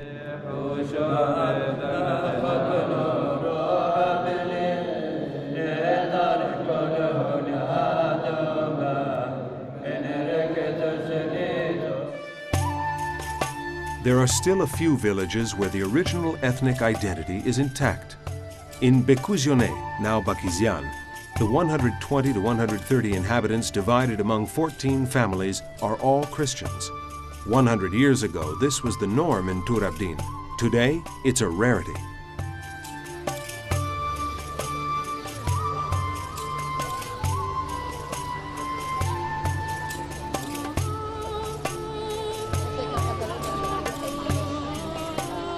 The village prepares for a celebration. In every house, women are busy cooking traditional dishes. Bread is made according to a centuries-old recipe using wheat flour ground with a mill that probably looks much the same as those used in Noah's time.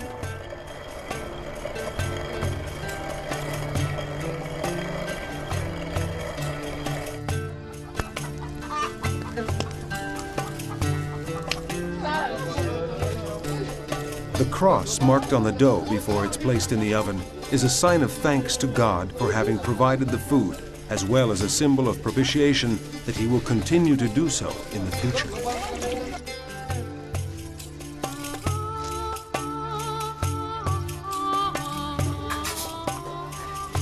Easter eggs are decorated according to an age-old ritual.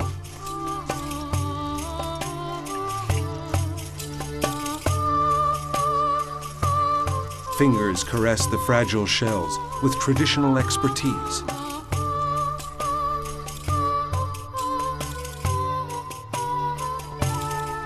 The eve of this celebration is no different to the eve of such celebrations anywhere else in the world. Unmarried women prepare to look their most attractive, just in case there's a future husband at the party. The older women give advice and offer alternative solutions.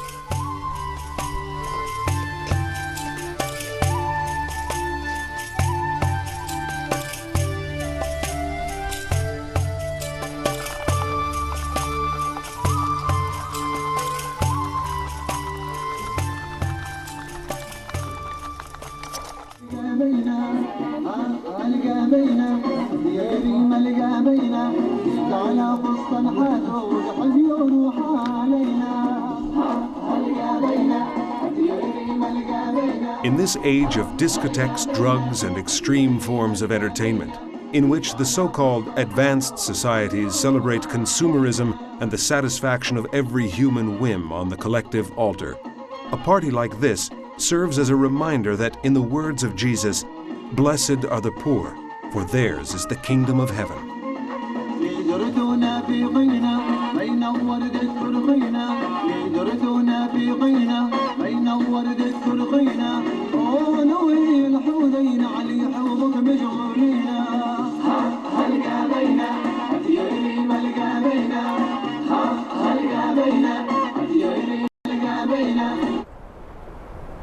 Despite improved conditions for Christians in Tur Abdin, their survival has not received the all-clear. Danger may still lurk in the embers of fanaticism that constantly smolder in this region. The Syrian Orthodox Church is the institution that champions the cause of the Aramean population, and it does what it can. The role of protector and guardian is delegated to the parishes and to the few remaining monasteries, the real strongholds of Tur Abdin's Christian fabric.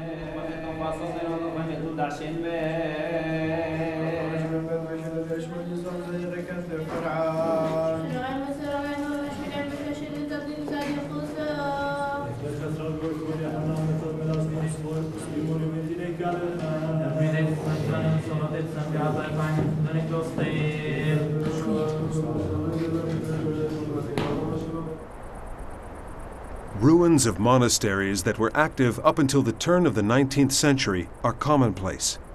Among the still functioning monasteries are two that are especially important. Deir az-Zafaran, the Saffron Monastery, lies southeast of Mardin, the largest city in this Turkish province. The name comes from the color of the local stone. Built in 493 AD, Deir az-Zafaran was considered the citadel of the Aramean Christians of Tur Abdin. For almost 800 years, from 1160 to 1920, it was the seat of the Syrian Orthodox Patriarchate that is now located in Damascus.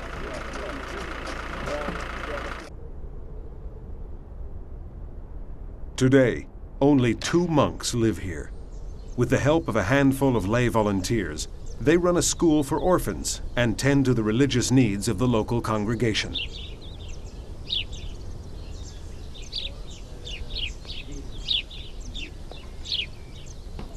Okay, there's an old building also. They have most important Christian. They believe that before sun god, and there's a before BC about 2,000 years. Our guide explains that more than 2,000 years ago, the oldest wing of the monastery was a temple to the sun god. Follow me, please.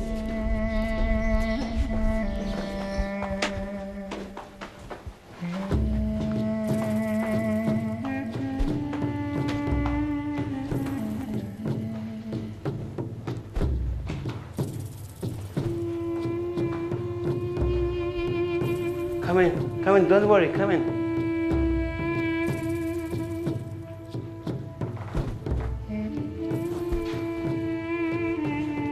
Yeah, it is the old temples before BC 2,000 years ago, and this is a window. The sun raising the There was a window here, facing east, before which pagans would gather to worship the rising sun. Come worship for sun. And this part is for sacrifice, and people they give. In the sacrificial area, animals were offered to the sun god. More important is ceiling. You can see ceiling without. These stone slabs are fitted together without the use of mortar or metal braces. They're approximately 2 meters high and simply fitted next to one another in 6 rows to the left and 6 rows to the right of a central row of keystones. They hold each other like that.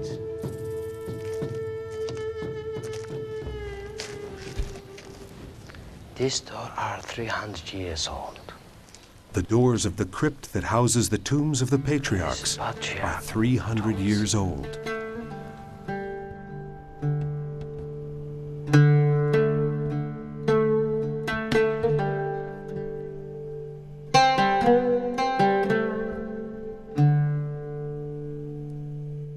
The church, with all its stucco work, ornamentation, furniture, and altars, is the work of Aramean craftsmen.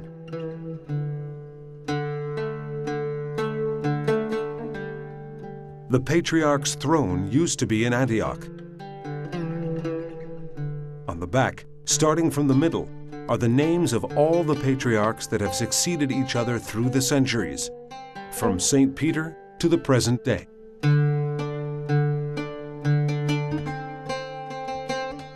"300 years ago, these litters were used to take the patriarchs on long pastoral journeys along the rough, often hostile roads of Tur Abdin. The altar of the Virgin Mary is a masterpiece of Aramean craftsmanship. It's entirely made of walnut wood, joined without nails or metal braces. At the foot of the altar is a fragment of the mosaic from the cave of St. Peter in Antioch that dates back 1,600 years.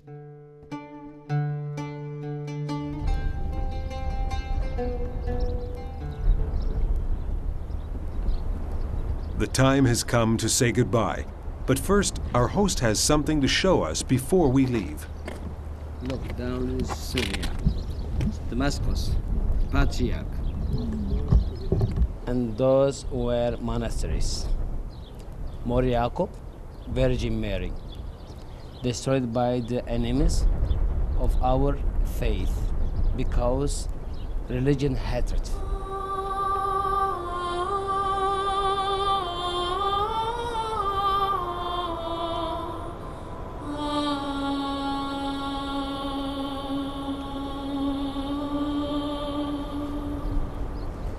Oh, it's late.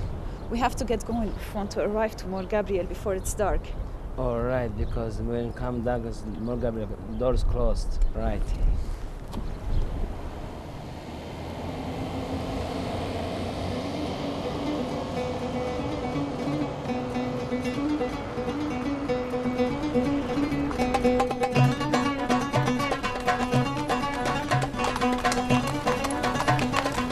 Southeast of Midyat, the monastery of Mor Gabriel is the geographical and spiritual heart of the plateau and the safest place of refuge in the entire region. Founded in 397 AD, it's not only the oldest surviving Syrian Orthodox monastery in Turkey, but also the most active one.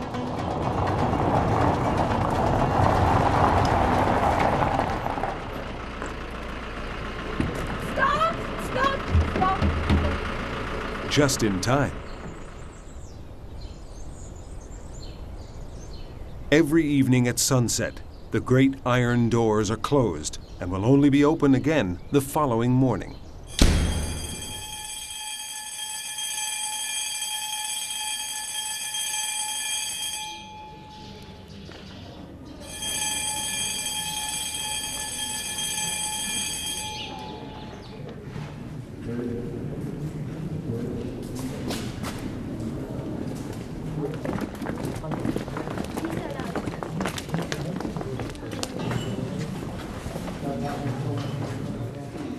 Among the many activities here, the most important is the school. The monastery of Mor Gabriel is truly a bastion of Syriac tradition.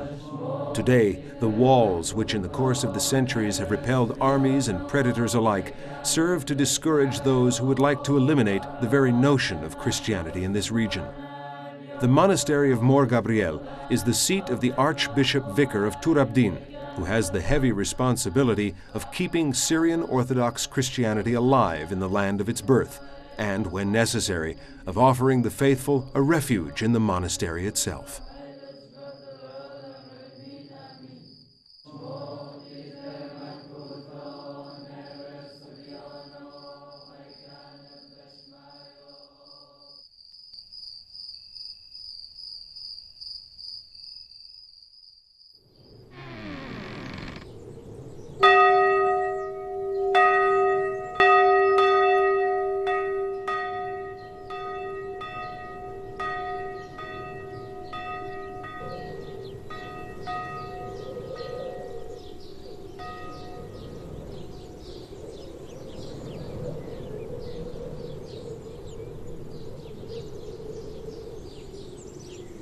But where is everybody?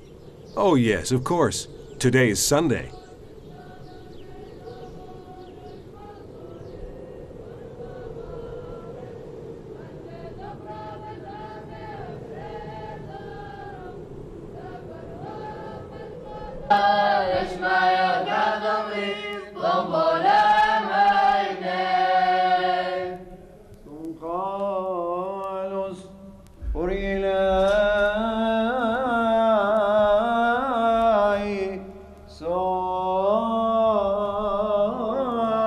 The monastery has recently been restored, a long but rewarding job carried out with scrupulous regard for the original architecture. This is especially true of the church, that for years was used as a stable by Muslim hordes who showed no respect for the tombs of over 12,000 slain Christians.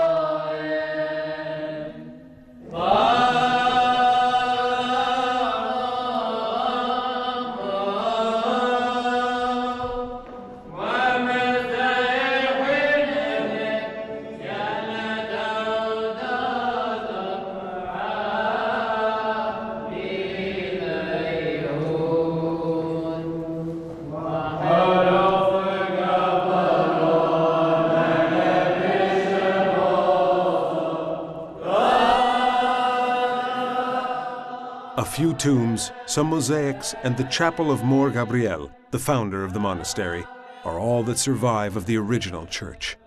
Renovation of the chapel included the narrow passageway through which the saint entered and left his cell to join his brothers or to pray in the chapel.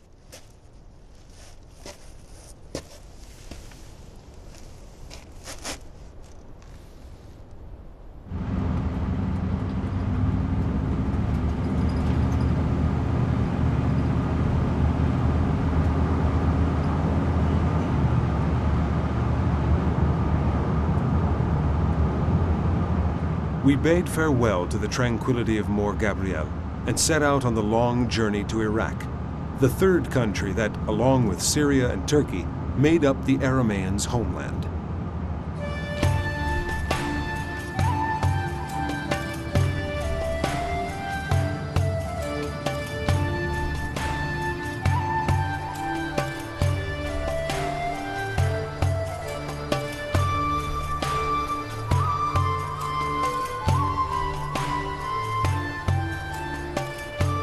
After overcoming a few unexpected bureaucratic problems, we arrived at the Marmatai Monastery in the region of Mosul.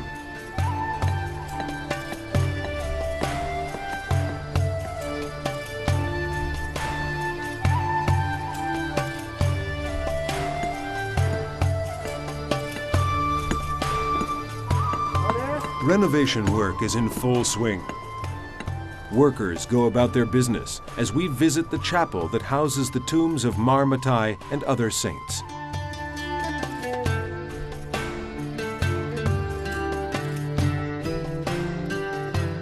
Among them is Gregorius Baribroio, who lived in the 13th century and is the most famous of all Syriac writers.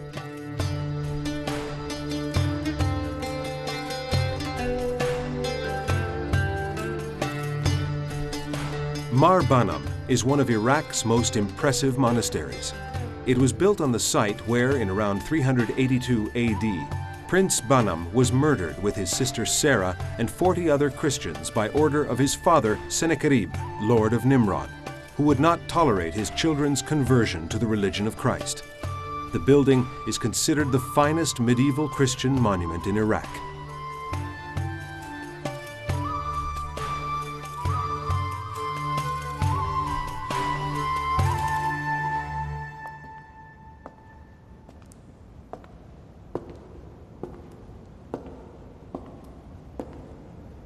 The church was built in the 12th or 13th century and has two magnificent bas reliefs, one of Mar Banam on horseback triumphing over the devil, the other of Saint Sarah being baptized. Copies have been incorporated into the facade in place of the vandalized originals.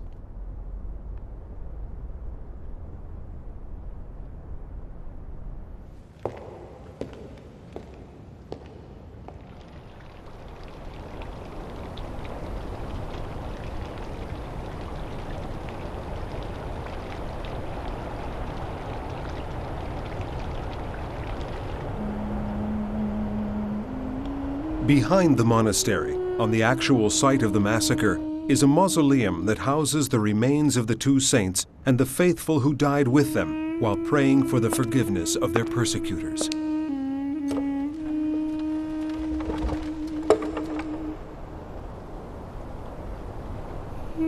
In the Iraqi villages inhabited by Syriac Christians, many churches have been destroyed by the ravages of time.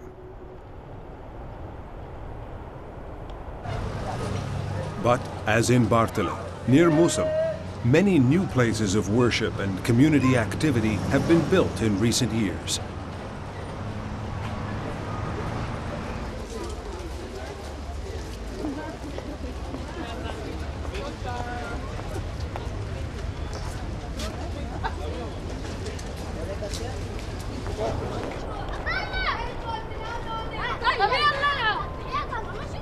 The Church of Mar Shmouni boasts a font that dates back to 1343.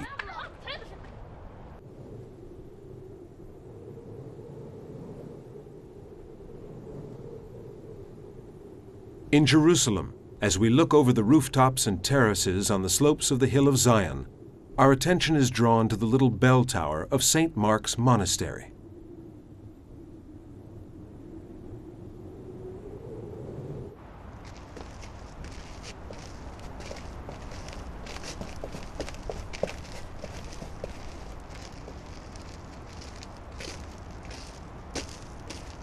The monastery can only be reached on foot after threading one's way through the maze of tiny streets and alleys of the Tower of David area.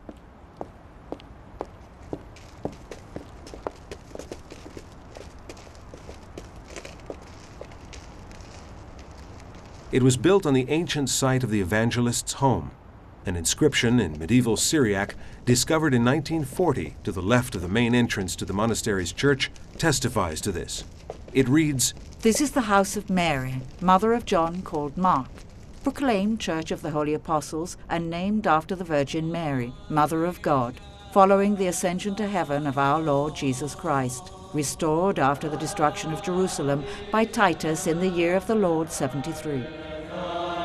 After the Syrian Orthodox Church lost its other churches and properties here in the Holy City, the monastery became, and still is, the Archbishop's seat and center of Jerusalem's Syriac community.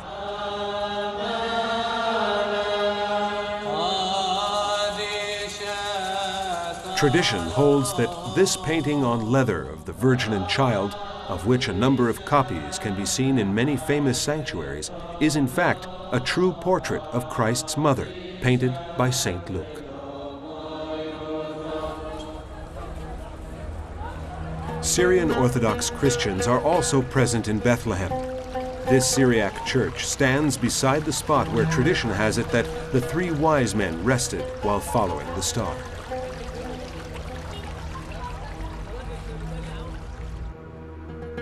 Tradition also declares that it stands on the very site of the inn where Joseph and Mary failed to find room. Given Mary's impending labor, they were forced to take shelter in the grotto, which has now been incorporated into the nearby Basilica of the Nativity.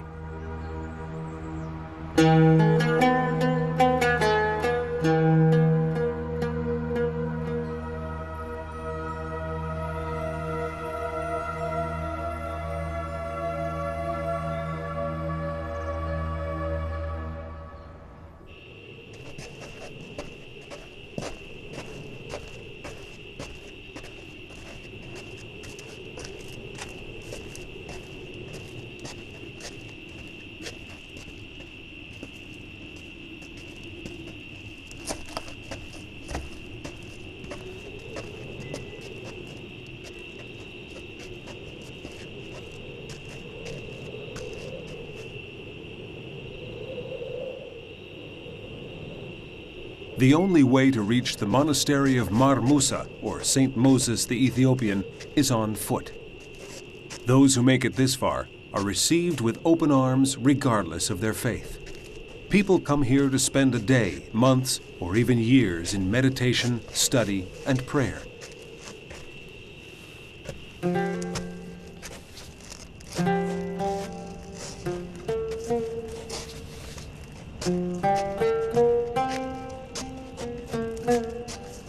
No wonder that the small resident community, a fine example of fraternal heterogeneity, is in a state of constant flux.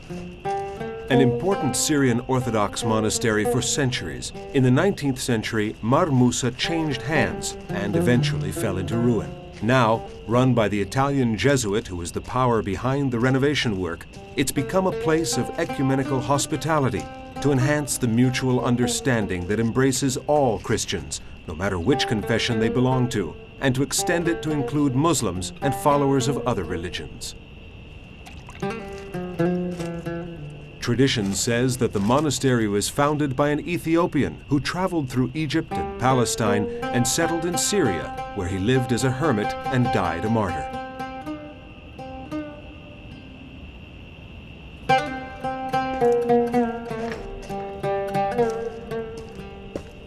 Marmusa's position makes it an impregnable fortress, but appearances can be deceiving. It's open to all people of goodwill who can make the long and arduous 800-meter climb. In the end, we had to use the community's special transportation for our camera equipment.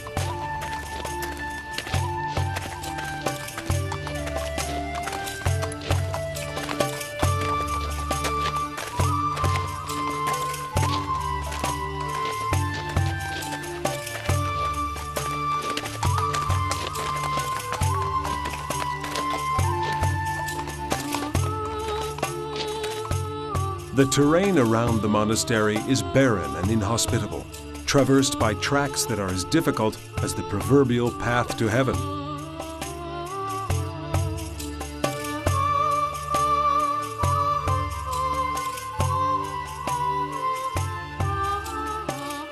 Only four-footed climbers negotiate them with dexterity and arrogant indifference.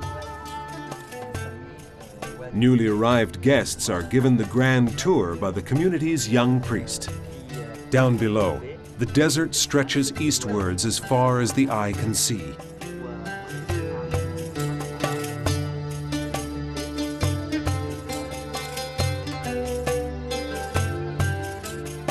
Among the many interesting sights are the caves where the monks once lived. Rain collected in large cisterns was their only source of water. Some of the caves have been converted into cells to host guests. Recently, the number of visitors has been growing steadily, and the construction of additional guest quarters is already underway. The monastery dates from the 4th century, but it took on its current shape in the 15th century when it became an important Syrian Orthodox cenobium. In 1982, it was in a seemingly irreversible state of ruin. Rebuilding has been a long and difficult task, financed by a school of restorers through a cooperative venture of Italian professors and local students. Most of the medieval frescoes have been saved, and it's hoped that even more will be recovered in the future. Among the frescoes, a large Last Judgment occupies the entire west wall.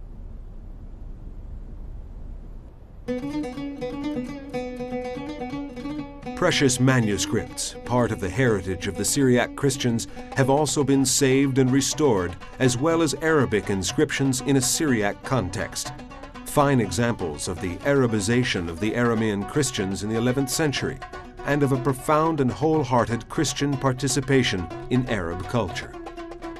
In fact, small groups of Arab pre-Islamic Christians, the result of 14 centuries of side-by-side coexistence, are still today Christians within a church based on the Syriac culture. Thus, the renovated monastery now safeguards a historic, cultural, and spiritual heritage within the greater scheme of Christianity as a whole.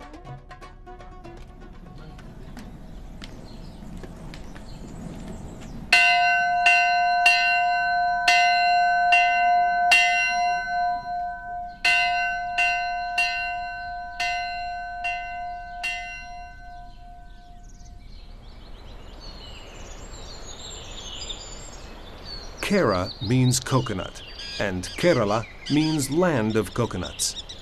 At the southernmost point of India, the Aramaic heritage of the Syrian Orthodox Church dates back to the time when Thomas the Apostle landed here to spread the gospel message.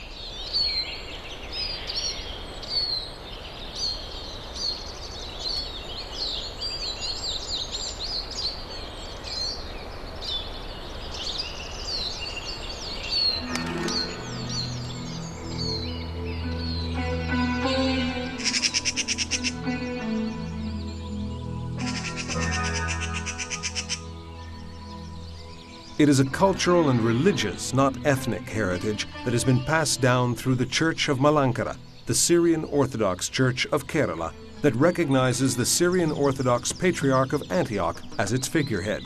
In the monastery of Malekrus near Cochin, we had our first meeting with 4 resident monks who live there with a few young students.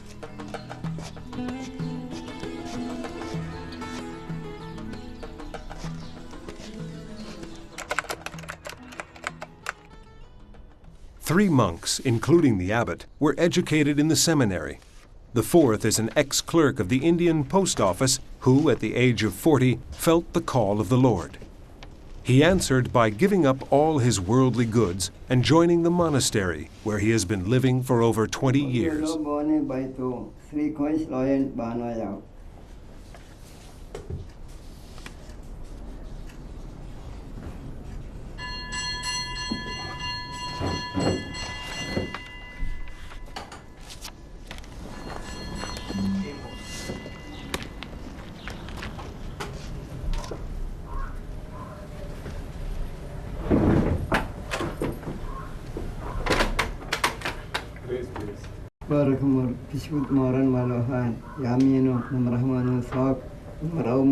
May you show mercy and blessings on this food.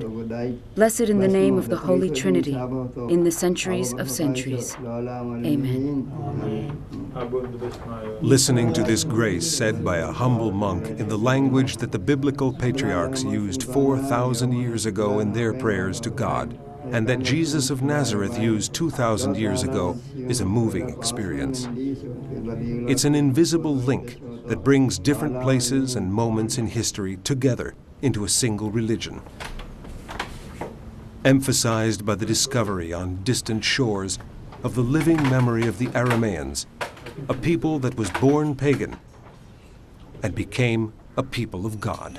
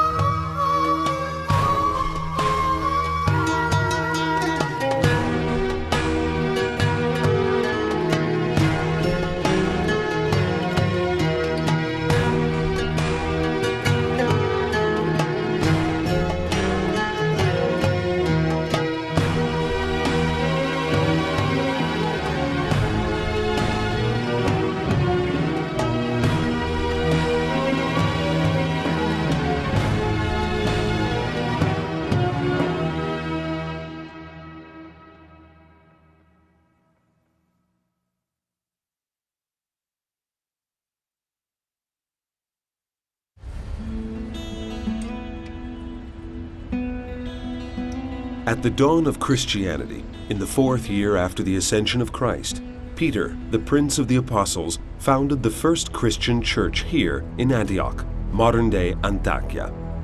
The first patriarchal seat of the Syrian Orthodox Church, directly descended from Peter's church, was therefore also in Antioch, where it remained until the year 518.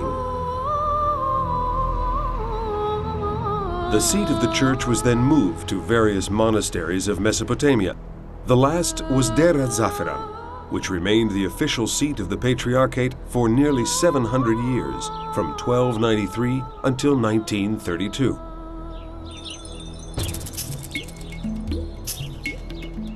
After a period of atrocious violence, particularly during and following World War I, in which 250,000 faithful lost their lives, the Patriarchate was transferred to various places in Syria. Since 1957, it has been in Damascus. Today, the spiritual head of the Syrian Orthodox Church continues to carry out his high apostolic mission from the capital of Syria. Near the gate of Bab Tuma, one of the 7 gates in the ancient walls of Damascus, is the seat of the Patriarchate.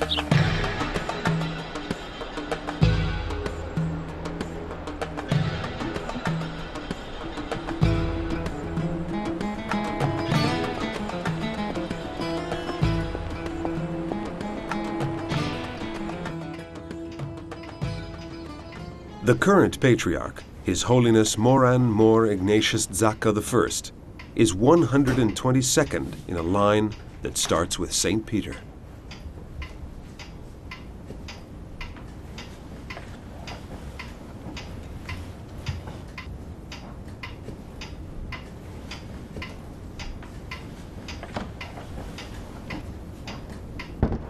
A half-hour drive north of Damascus is the great seminary of St. Ephraim, whose impressive buildings were officially opened in 1966.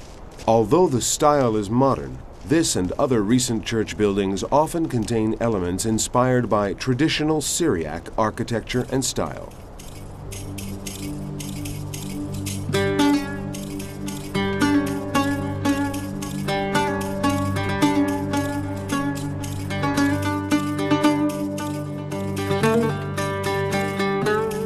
One example of this is the new monastery of St. Mary near Hasake in eastern Syria. It has only recently been finished. A spontaneous act of reverence by a passing van driver honored the sanctity of this new monastery that was still not inaugurated at the time.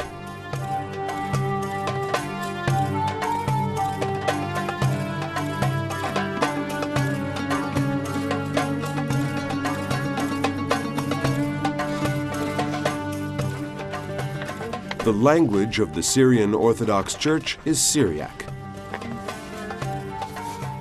Along with Palmyrene, Nabatean, Mandaic, and the Jewish Aramaic dialects, Syriac is the legacy of Aramaic, the language of Jesus and the Apostles. A legacy that is cherished in these manuscripts of the past, some of which have had a hazardous and troubled history. So much so that it's a sheer miracle that a part of these, some of them 15 centuries old, have reached our own times. In 1559, a large number of Syriac manuscripts were burned in India in the presence of the members of the Jumper Synod, a move that aimed to stamp out many of the local Syriac Christian traditions. 10,000 Middle Eastern manuscripts were lost in 1715 when the ship that was carrying them to the Vatican sank. Perhaps these are among the reasons why, in the Syrian Orthodox Church of today, patient hands continue to copy these precious writings, the painstaking labor of a scribe from ages past. It took more than 340 hours to copy the Peshitta, the Syriac text of the Bible. A veritable labor of love.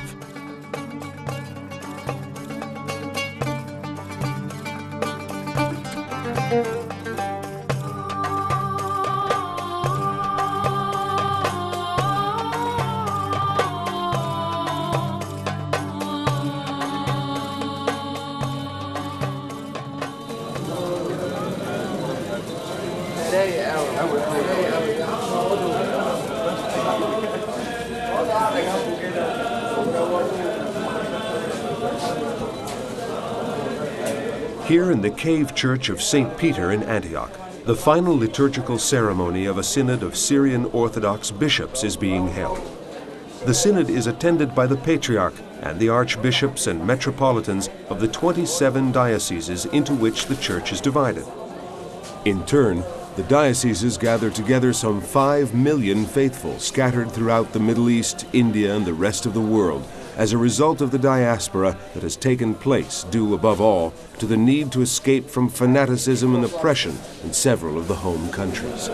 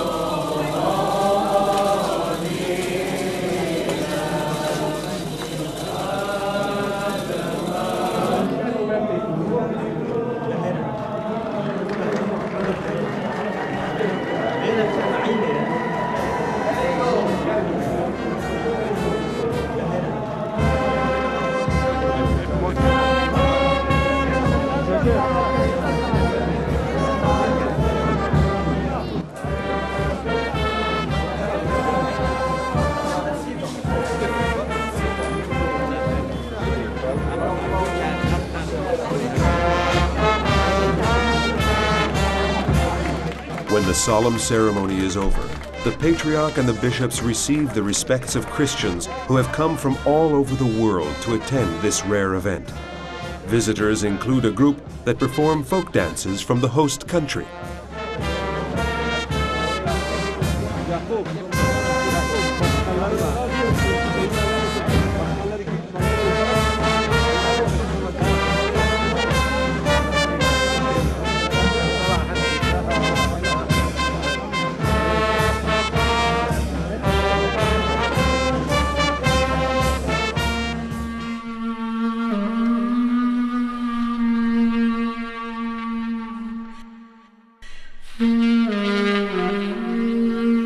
From the end of the 19th to the mid-20th century, thousands of Syrian Orthodox Christians emigrated to North and South America, Europe, and to Australia.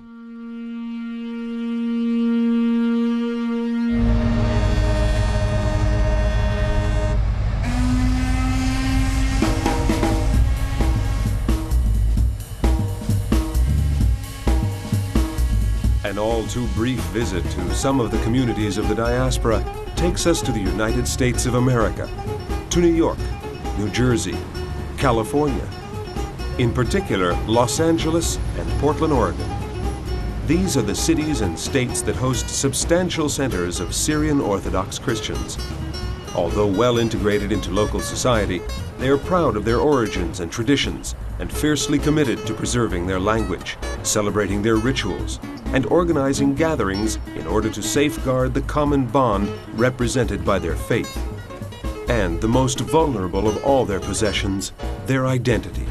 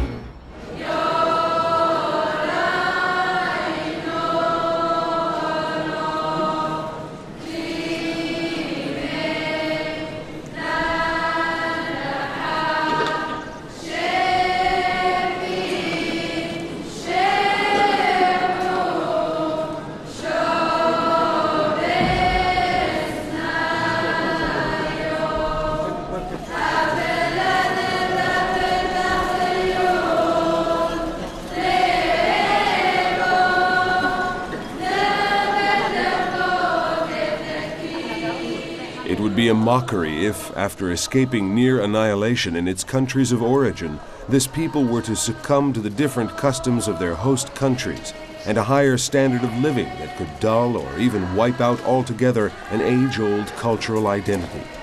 The Syrian Orthodox Church and its lay associations work hard to make sure that will never happen. The religious communities are subordinate, through their bishops, to the authority of the Patriarch, but the lay communities are independently organized and sponsor meetings and rallies born of individual and collective initiatives.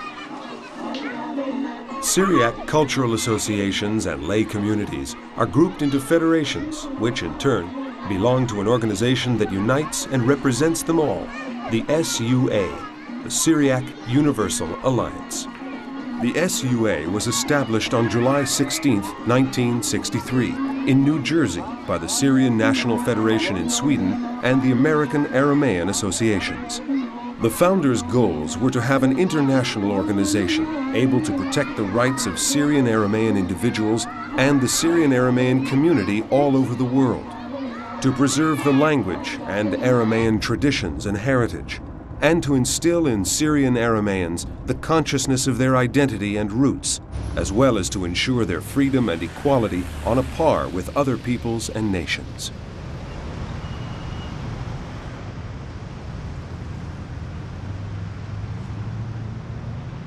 In Los Angeles, the Diocese of St. Ephrem, along with the parish of St. George and other parishes, is the driving force behind various social, cultural, and religious programs.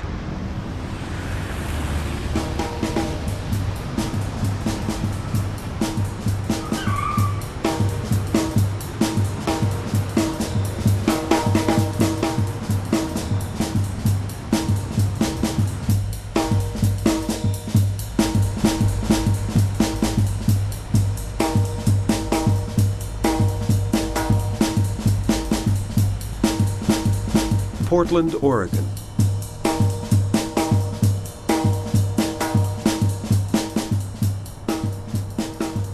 The Church of St. Ignatius in the Northern Archdiocese hosted Convention 2000, which brought together the guest of honor, the Archbishop of the Holy Land and Jordan, the archbishops and highest members of the American clergy, numerous faithful, and the Patriarch who presided over the convention.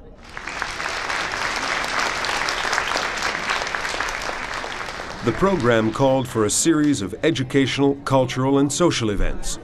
The theme of the convention was a phrase from St. Paul's letters to the Hebrews in which he says, "Jesus Christ is the same yesterday, today, and forever."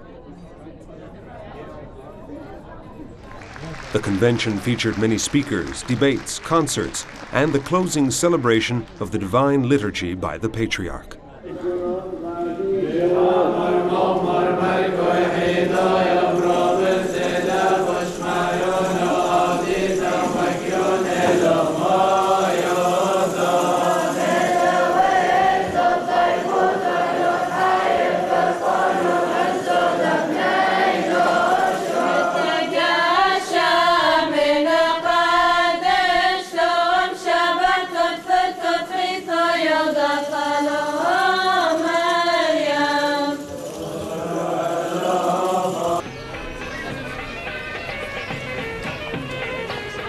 A lively open-air lunch with a menu of traditional dishes from the mother countries helped to consolidate the feeling of fraternity and cordiality that embraced everyone present, clergy and lay members alike.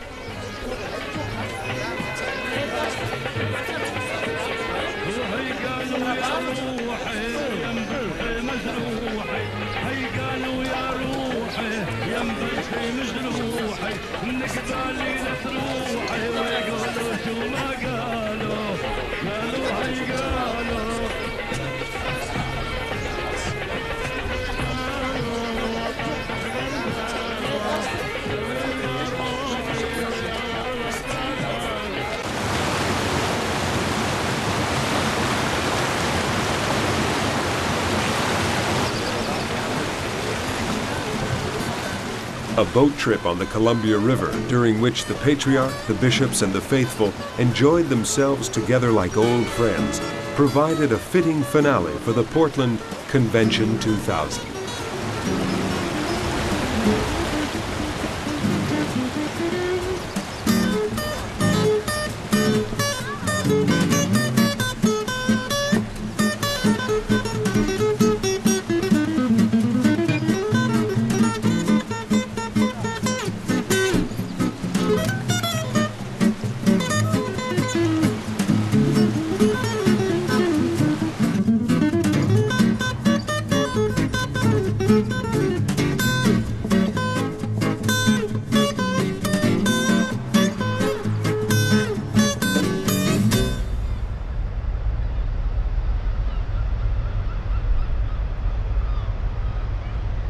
Montreal, Canada.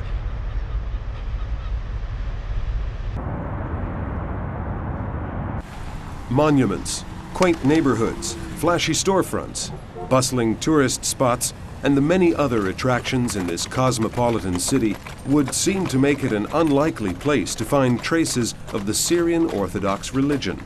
Nevertheless, not far from Notre Dame Cathedral, there is more than one Syriac church here.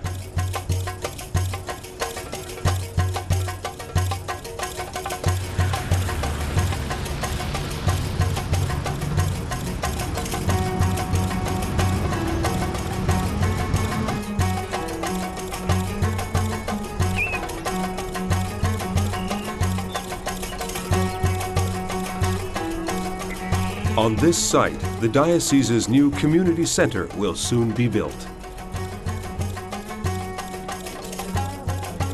The community holds a meeting to discuss how to get the most out of the new complex that will include a church and various social and recreational facilities.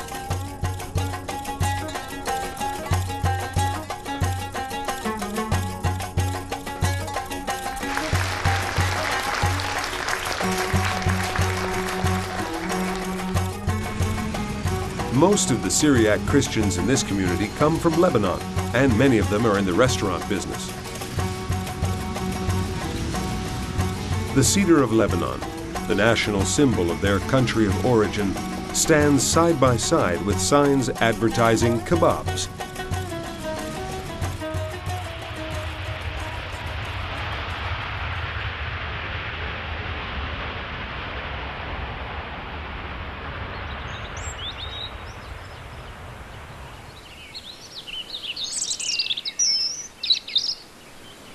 Back in Europe at Art Goldau on Lake Zugersee near Lake Lucerne. Here, an old Franciscan monastery, bought and restored by the Archdiocese of Central Europe, has become the main monastery and point of reference for all the Syriac people who have settled in the cantons of the Swiss Confederation. The Patriarch came in person to consecrate the church.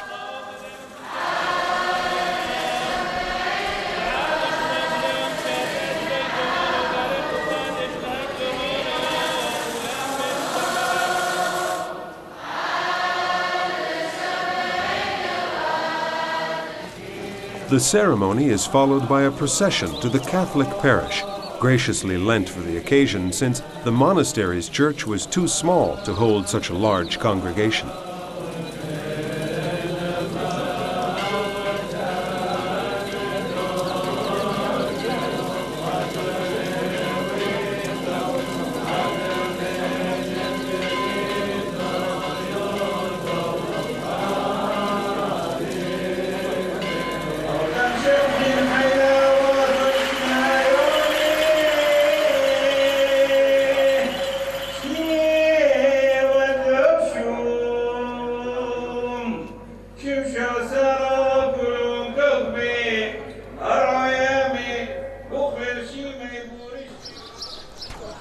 Gathering around a communal table, sharing typical ethnic foods, is a treasured ritual for the Syriac people.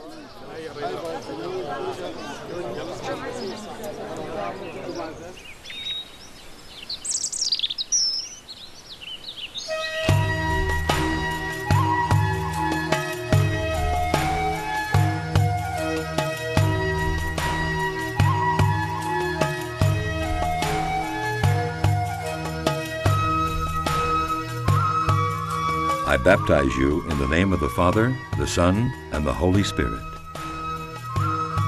In another Swiss church, a baptism celebrated according to the rigorous Syriac ritual welcomes Marcus Jakub Halef into the community. In Siebnen, in the canton of Schwyz, the president of the Association for Syro-Aramaic Culture commemorates the memory of the famous Archbishop Philoxenus Johannum Dolabani, who died in 1969. An orator, translator, poet, and author of more than 70 books, the Archbishop was a shining example for Syrian Christians of his generation and remains so for those who remember and revere him today.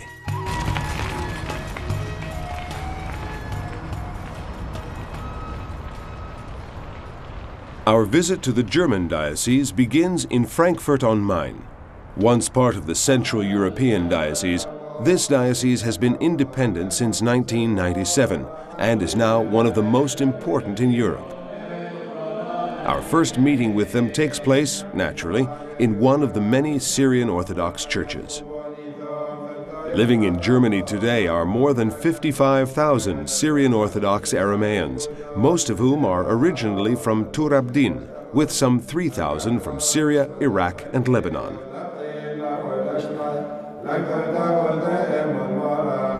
"43 parishes run 60 places of worship, 22 of which are newly built churches.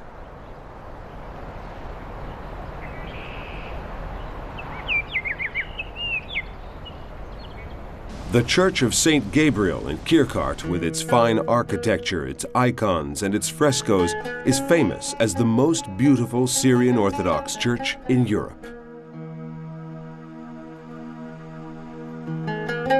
In the front row of St. Gabriel's congregation is a white-bearded senior citizen, whom we discover was parish priest here for 12 years. Later, we visit him in his home, where we find him intent on the work he enjoys most: the careful, patient copying in beautiful calligraphy of theological and liturgical books.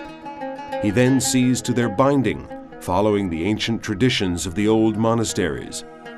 A prolific author in his own right, he's dedicated almost his entire life to this work, along with his many duties as a priest.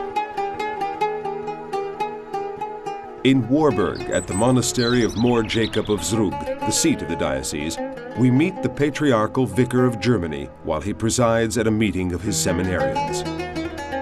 As in all the countries of the diaspora, Syriac Christians in Germany are represented by two basic entities: the Syrian Orthodox Church and the Lay Federation of Arameans. The federation was begun in 1985 by forming a first group of 10 Aramean cultural associations. There are now 40 of these groups. The federation, independent of all political parties, represents the Aramean people in Germany and is charged with caring for the cultural, social, and political needs of the Syriac Aramean community. Among its main activities is the publication of a magazine entitled Mardutho de Surioye, Aramean Culture, which provides its readers with news and information of interest to their particular sensibilities.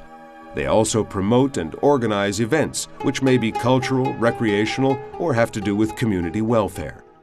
These events create the opportunity for the Aramean people to gather together and to strengthen the bonds of mutual understanding and solidarity in the spirit of their oldest, most cherished traditions.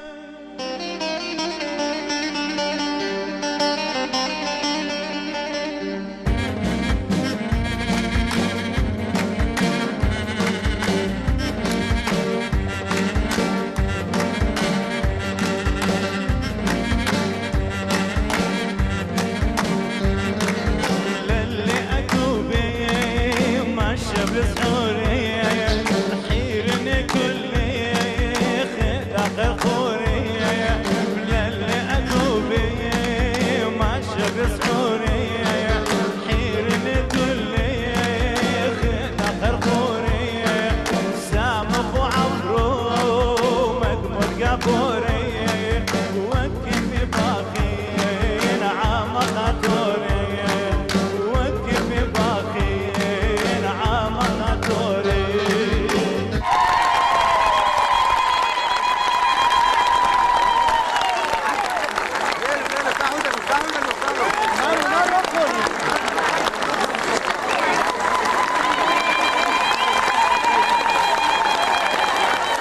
Every now and then, there's a really special occasion, such as this consecration of a new church in Augsburg near Munich, performed by the patriarch, ever ready to come to the call of his flock wherever and whenever it needs him. Every new event of this kind is another milestone along the road this community is following through the modern world.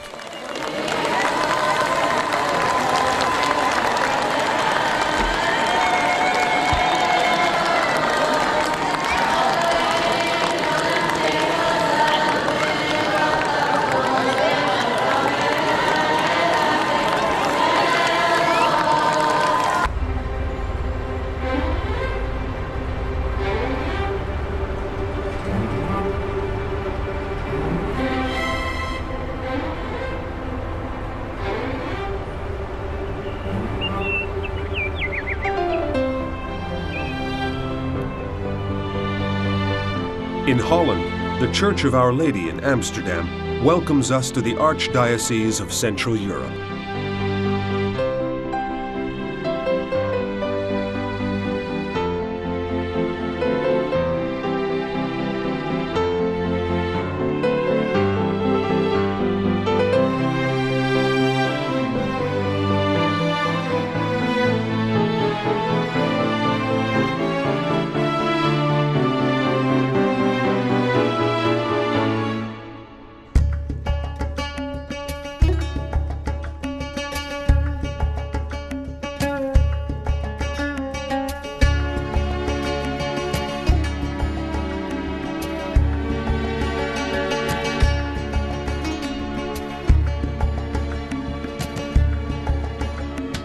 St. Johannes was the first Syrian Orthodox church to be built in Holland. It looks more like a house than a church, but it has given birth to many others. St. Mary's, St. Jacob's, St. Kyriakos,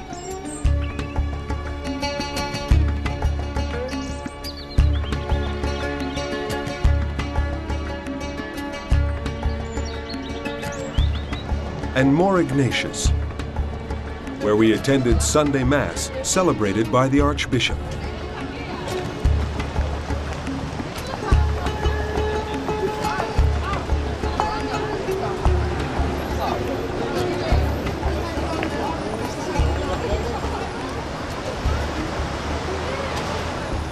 After Mass, we received a peremptory invitation to visit the monastery of St. Ephrem near Hengelo, the seat of the Archbishop. The tranquility that pervades the monastery has a pleasing effect on the soul.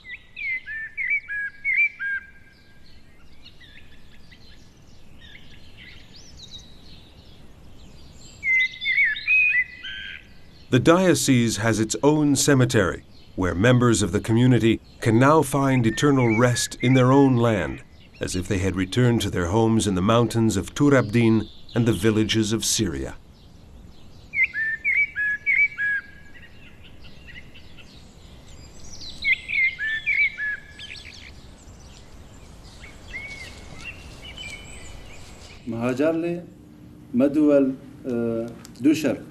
The Federation of Syriac Christian Organizations of Holland is a cornerstone of the Aramean social fabric.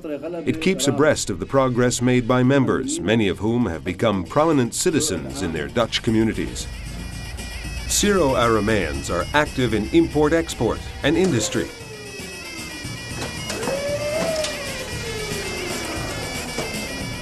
As well as in textiles and clothing manufacturing.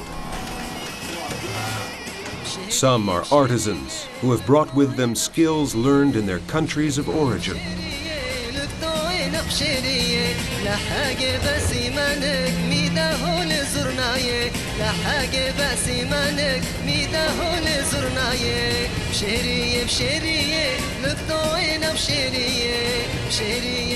Others are in the restaurant and catering business, in which they have achieved significant success.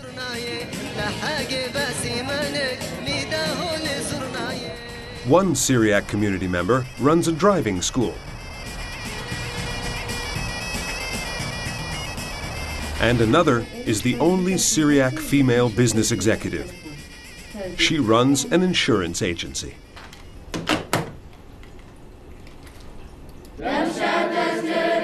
However, the community's songs and music remain the same as those played in the villages of Syria, Lebanon, Turkey, and Iraq.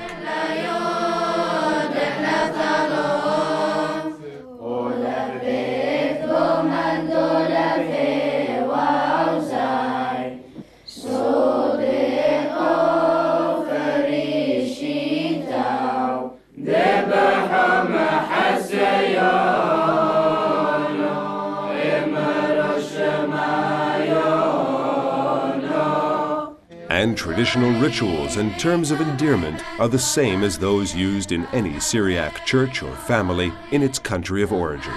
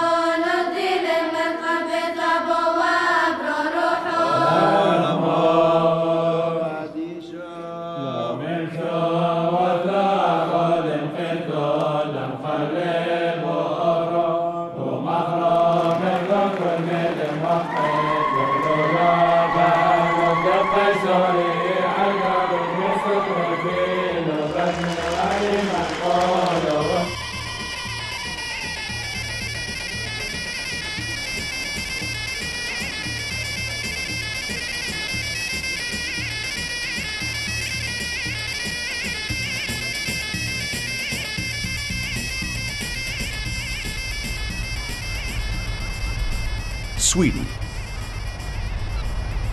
Syriac immigrants in Sweden are businessmen, restaurateurs, and artisans.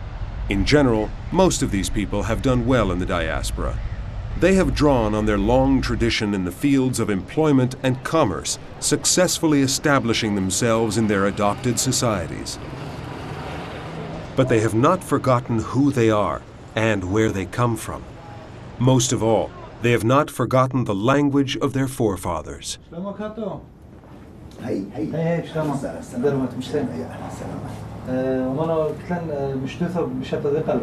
This professional photographer is talking in Syriac to a customer, a fellow Aramean, living proof of the community's pride in its cultural heritage.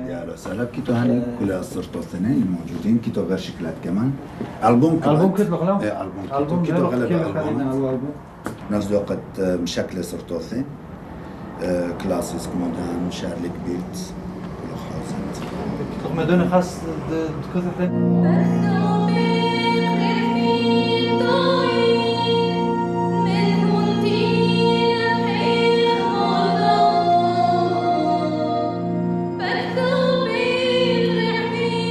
The Syriac Christians in Sweden are represented in a number of different churches.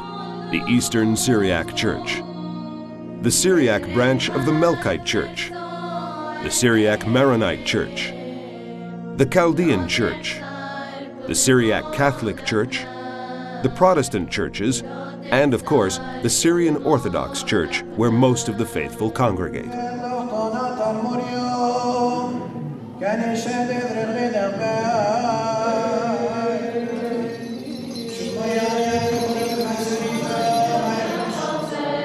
The Syrian Orthodox Church is organized in two separate dioceses, the Diocese of Sweden, led by the Patriarchal Bishop Vicar, and the Diocese of Sweden and Scandinavia, under the direction of another Metropolitan Bishop.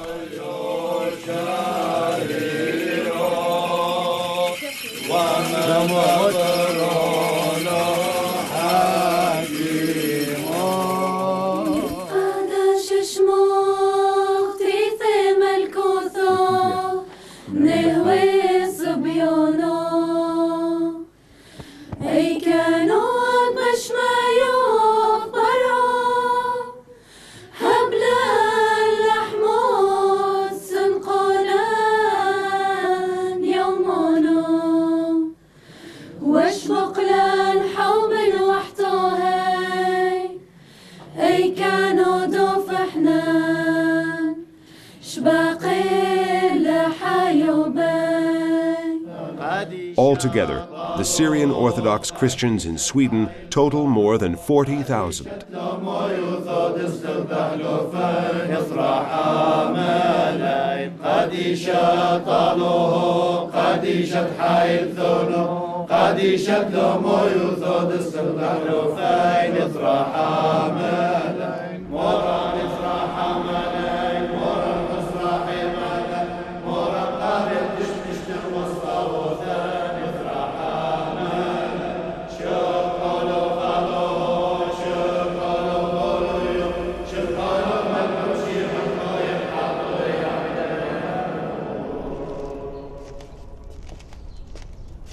The Syrian Orthodox Church in Sweden has a very active, well-organized lay organization that is one of the most efficient Syriac federations in the world.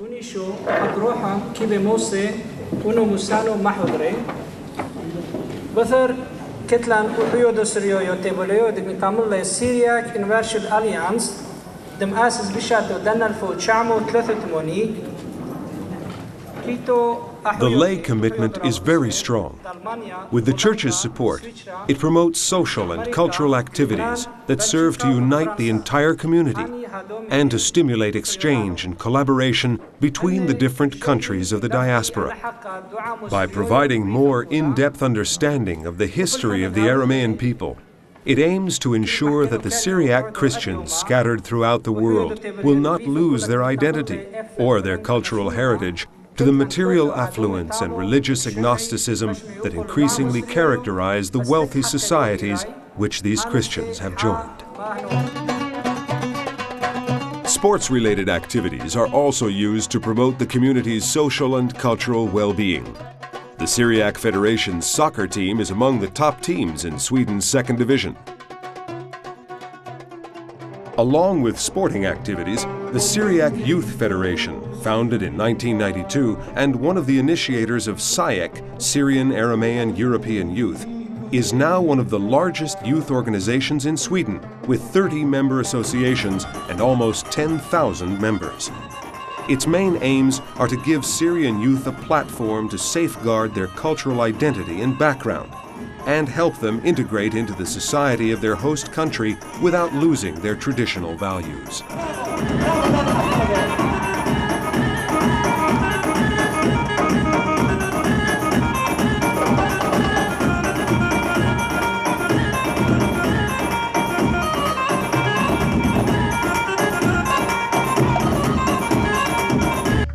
We're in the offices of the Syriac Federation in Sweden, where we visit the staff of Bahro Suryoyo, the Syriac Aramean Light, an independent magazine founded in Sweden in 1979.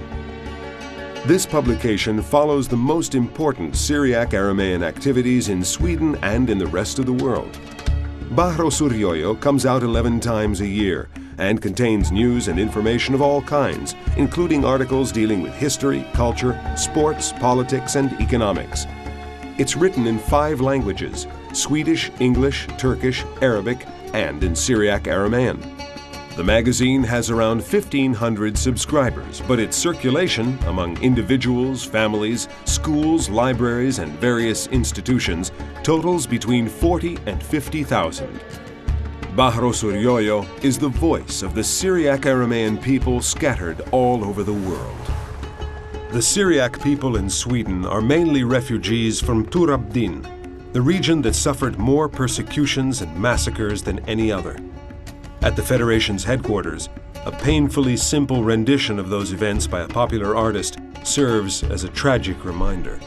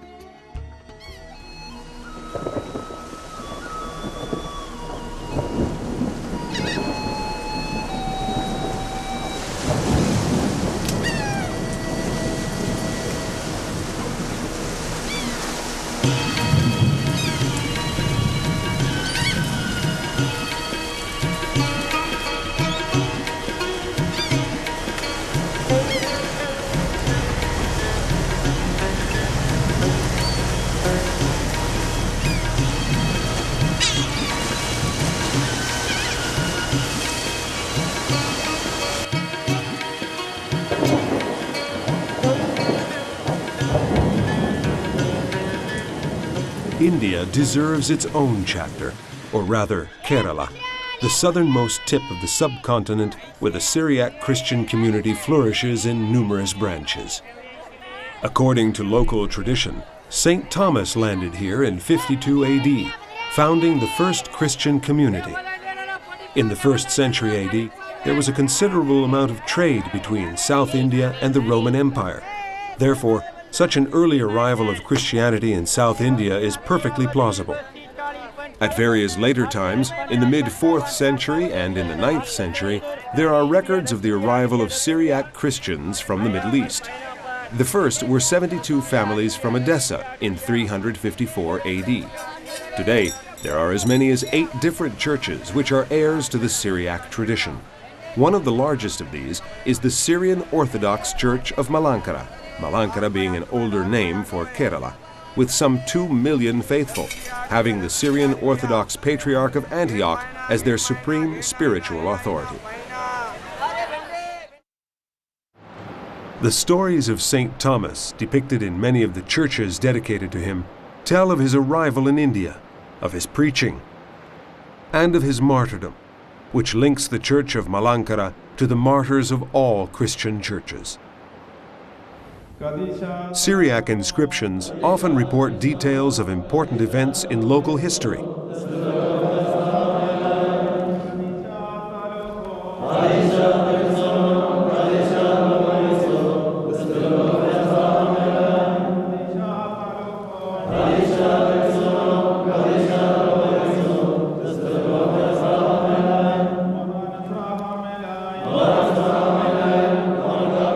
It's important to emphasize that faith in Christ, passed down for 2,000 years from father to son, has not erased the host country's local traditions and customs.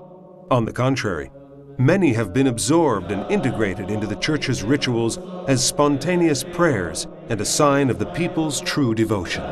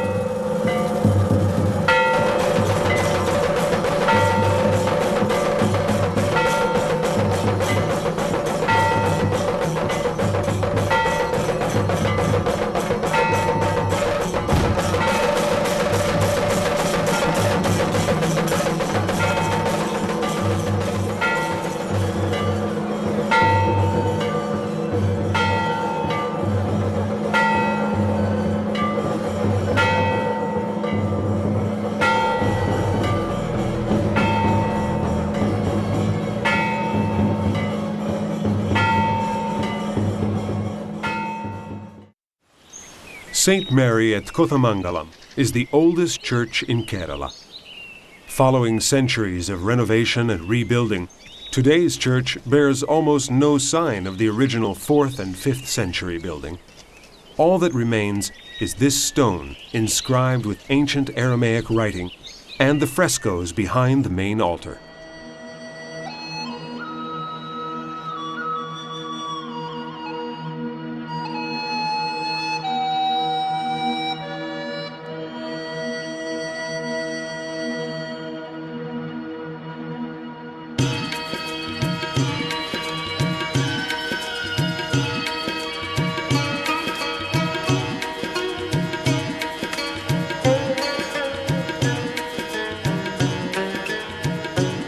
Syriac origins, however, are clearly visible in this painting and in other details.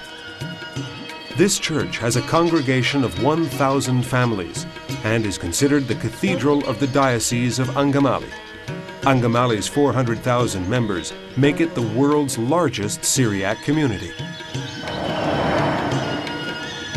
There are 625 parish churches in Kerala, grouped into 11 dioceses.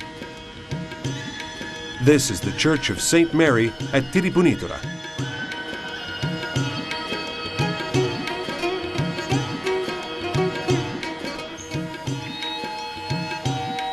This church, looking out over a river, is St. Mary's in Piravam.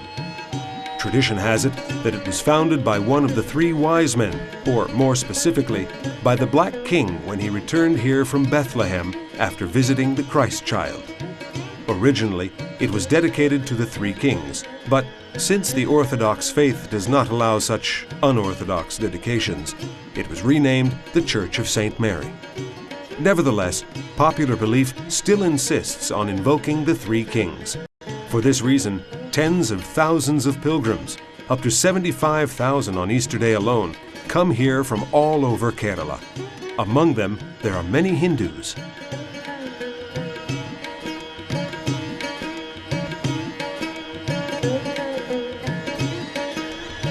St. Mary's at Angamali is over 1,000 years old.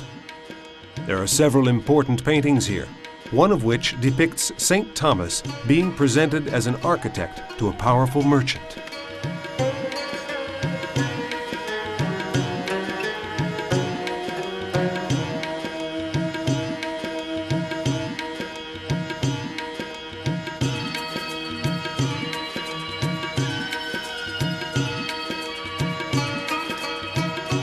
Others refer to the life and passion of Jesus.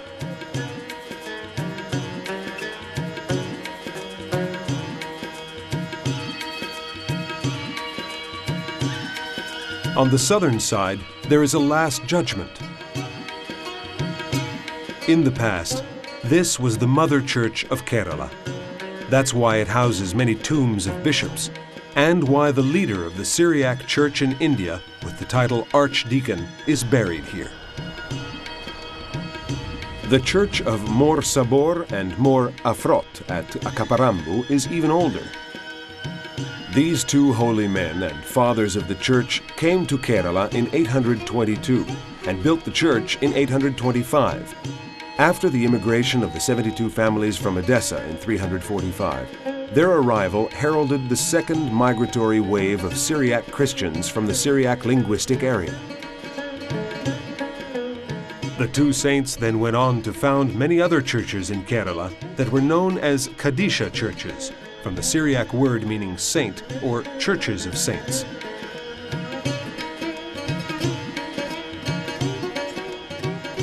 The main altar with a long inscription in Syriac is dedicated to the 2 founders of the church, Mor Sabor and Afrot. St. George's at Karingachira is one of the oldest churches in Kerala. Founded in the 8th century, it has since been rebuilt several times. The church, famous throughout Kerala, benefited from the patronage of the Maharaja of Cochin and is the church of a congregation scattered in a radius of many kilometers. Many bishops are buried in the Church of St. Thomas at Mulanturudi, making it a revered place of worship. In the past, the most important Syrian Orthodox Church meetings were held here. The holy oil, or myron, has been consecrated twice. The consecration of the Holy Myron is an event of utmost significance for the Syrian Orthodox Church, and it can only be carried out by the Patriarch. St. George's at Perumpili is a modern church under the direct jurisdiction of the Patriarch of Antioch. Many miracles have taken place here.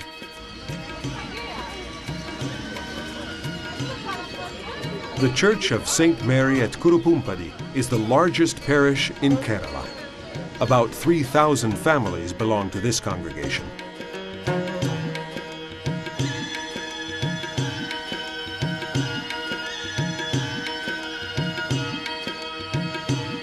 The painting of the Virgin on the main altar is 800 years old.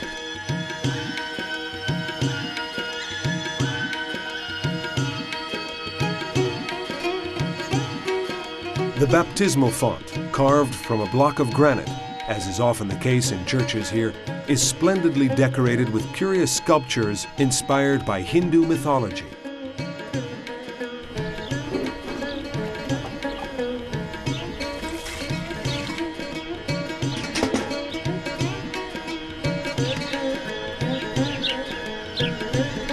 In the 19th century, the Diocese of Kandanadu was born. This was its cathedral. The first church was built in the 8th century and was rebuilt in the 14th century. The little cemetery bears Syriac inscriptions.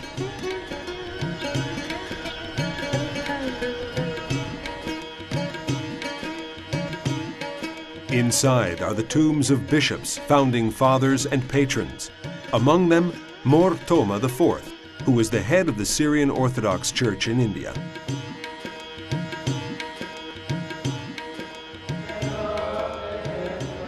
In 1685, the Patriarch of Antioch sent Bishop Yeldo Morbazelios to take over the Church of St. Thomas at Kotamangalam, founded in 1455. 12 days after his arrival, the bishop died. But before he passed away, he appointed bishop a monk who had accompanied him.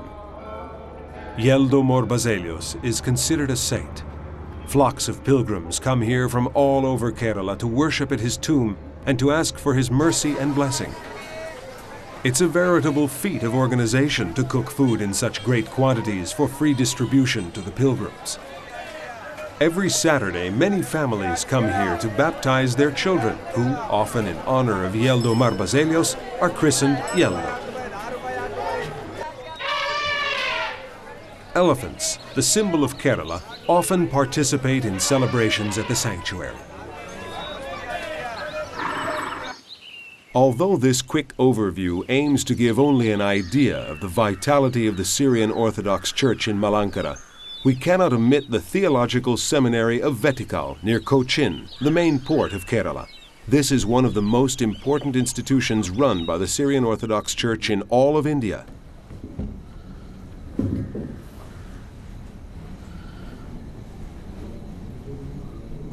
Modern facilities and a wide range of teaching ensure that graduates from here will have received an excellent preparation to meet the religious mission that awaits most of them.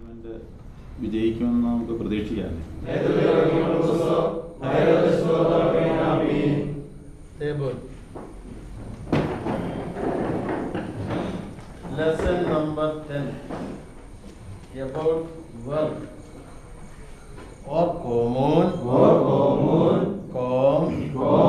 or komen, comtun, comten, comin, or comnen.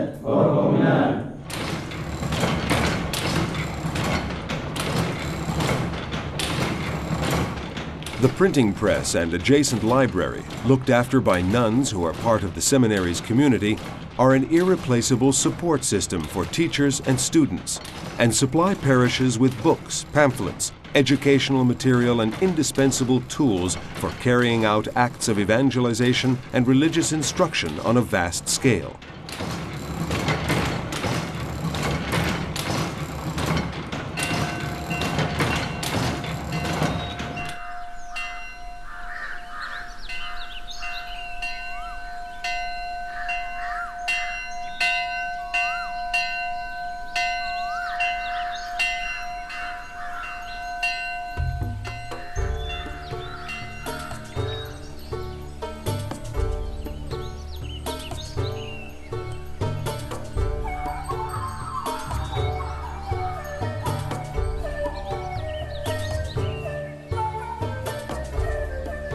The seminary in Vetikal, with the seminary of the Diocese of Knanaya and the St. Ephrem Ecumenical Research Institute in Kottayam, is a fundamental institution of Syriac culture and tradition in India, and is among the most efficient and respected in the world.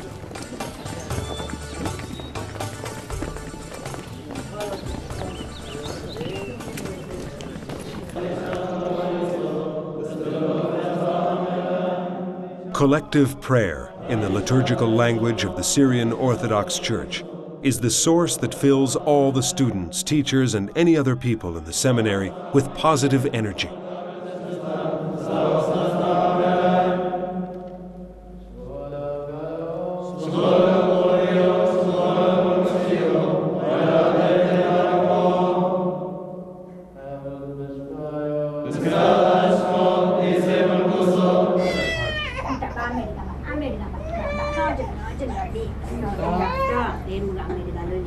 This child doesn't speak Syriac yet. Probably he will learn it as he grows up and will go into a church to pray with other members of the community. At this age, it's up to his parents and relatives to bring him to church, and they do so joyfully. They're aware of the importance of this day for their little boy. Soon, in the church of St. Thomas at Kotamangalam, he and many others will be introduced to the faith of Christ according to the traditions of their forefathers.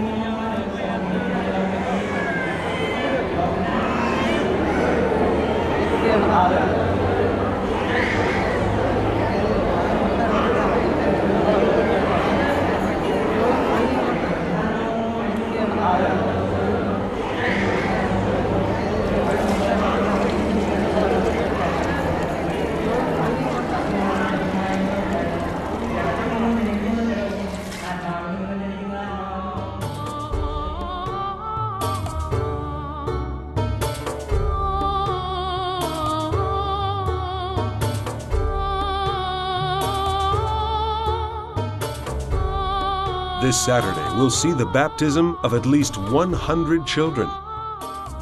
There is little reason to be surprised. The Indians are prolific, and many of them want to baptize their children in the church where the bishop who came from Antioch, Yeldomor Baselios, is buried. That's why every Saturday, this place is thronged with people, creating a kaleidoscope of images and a cacophony of sound.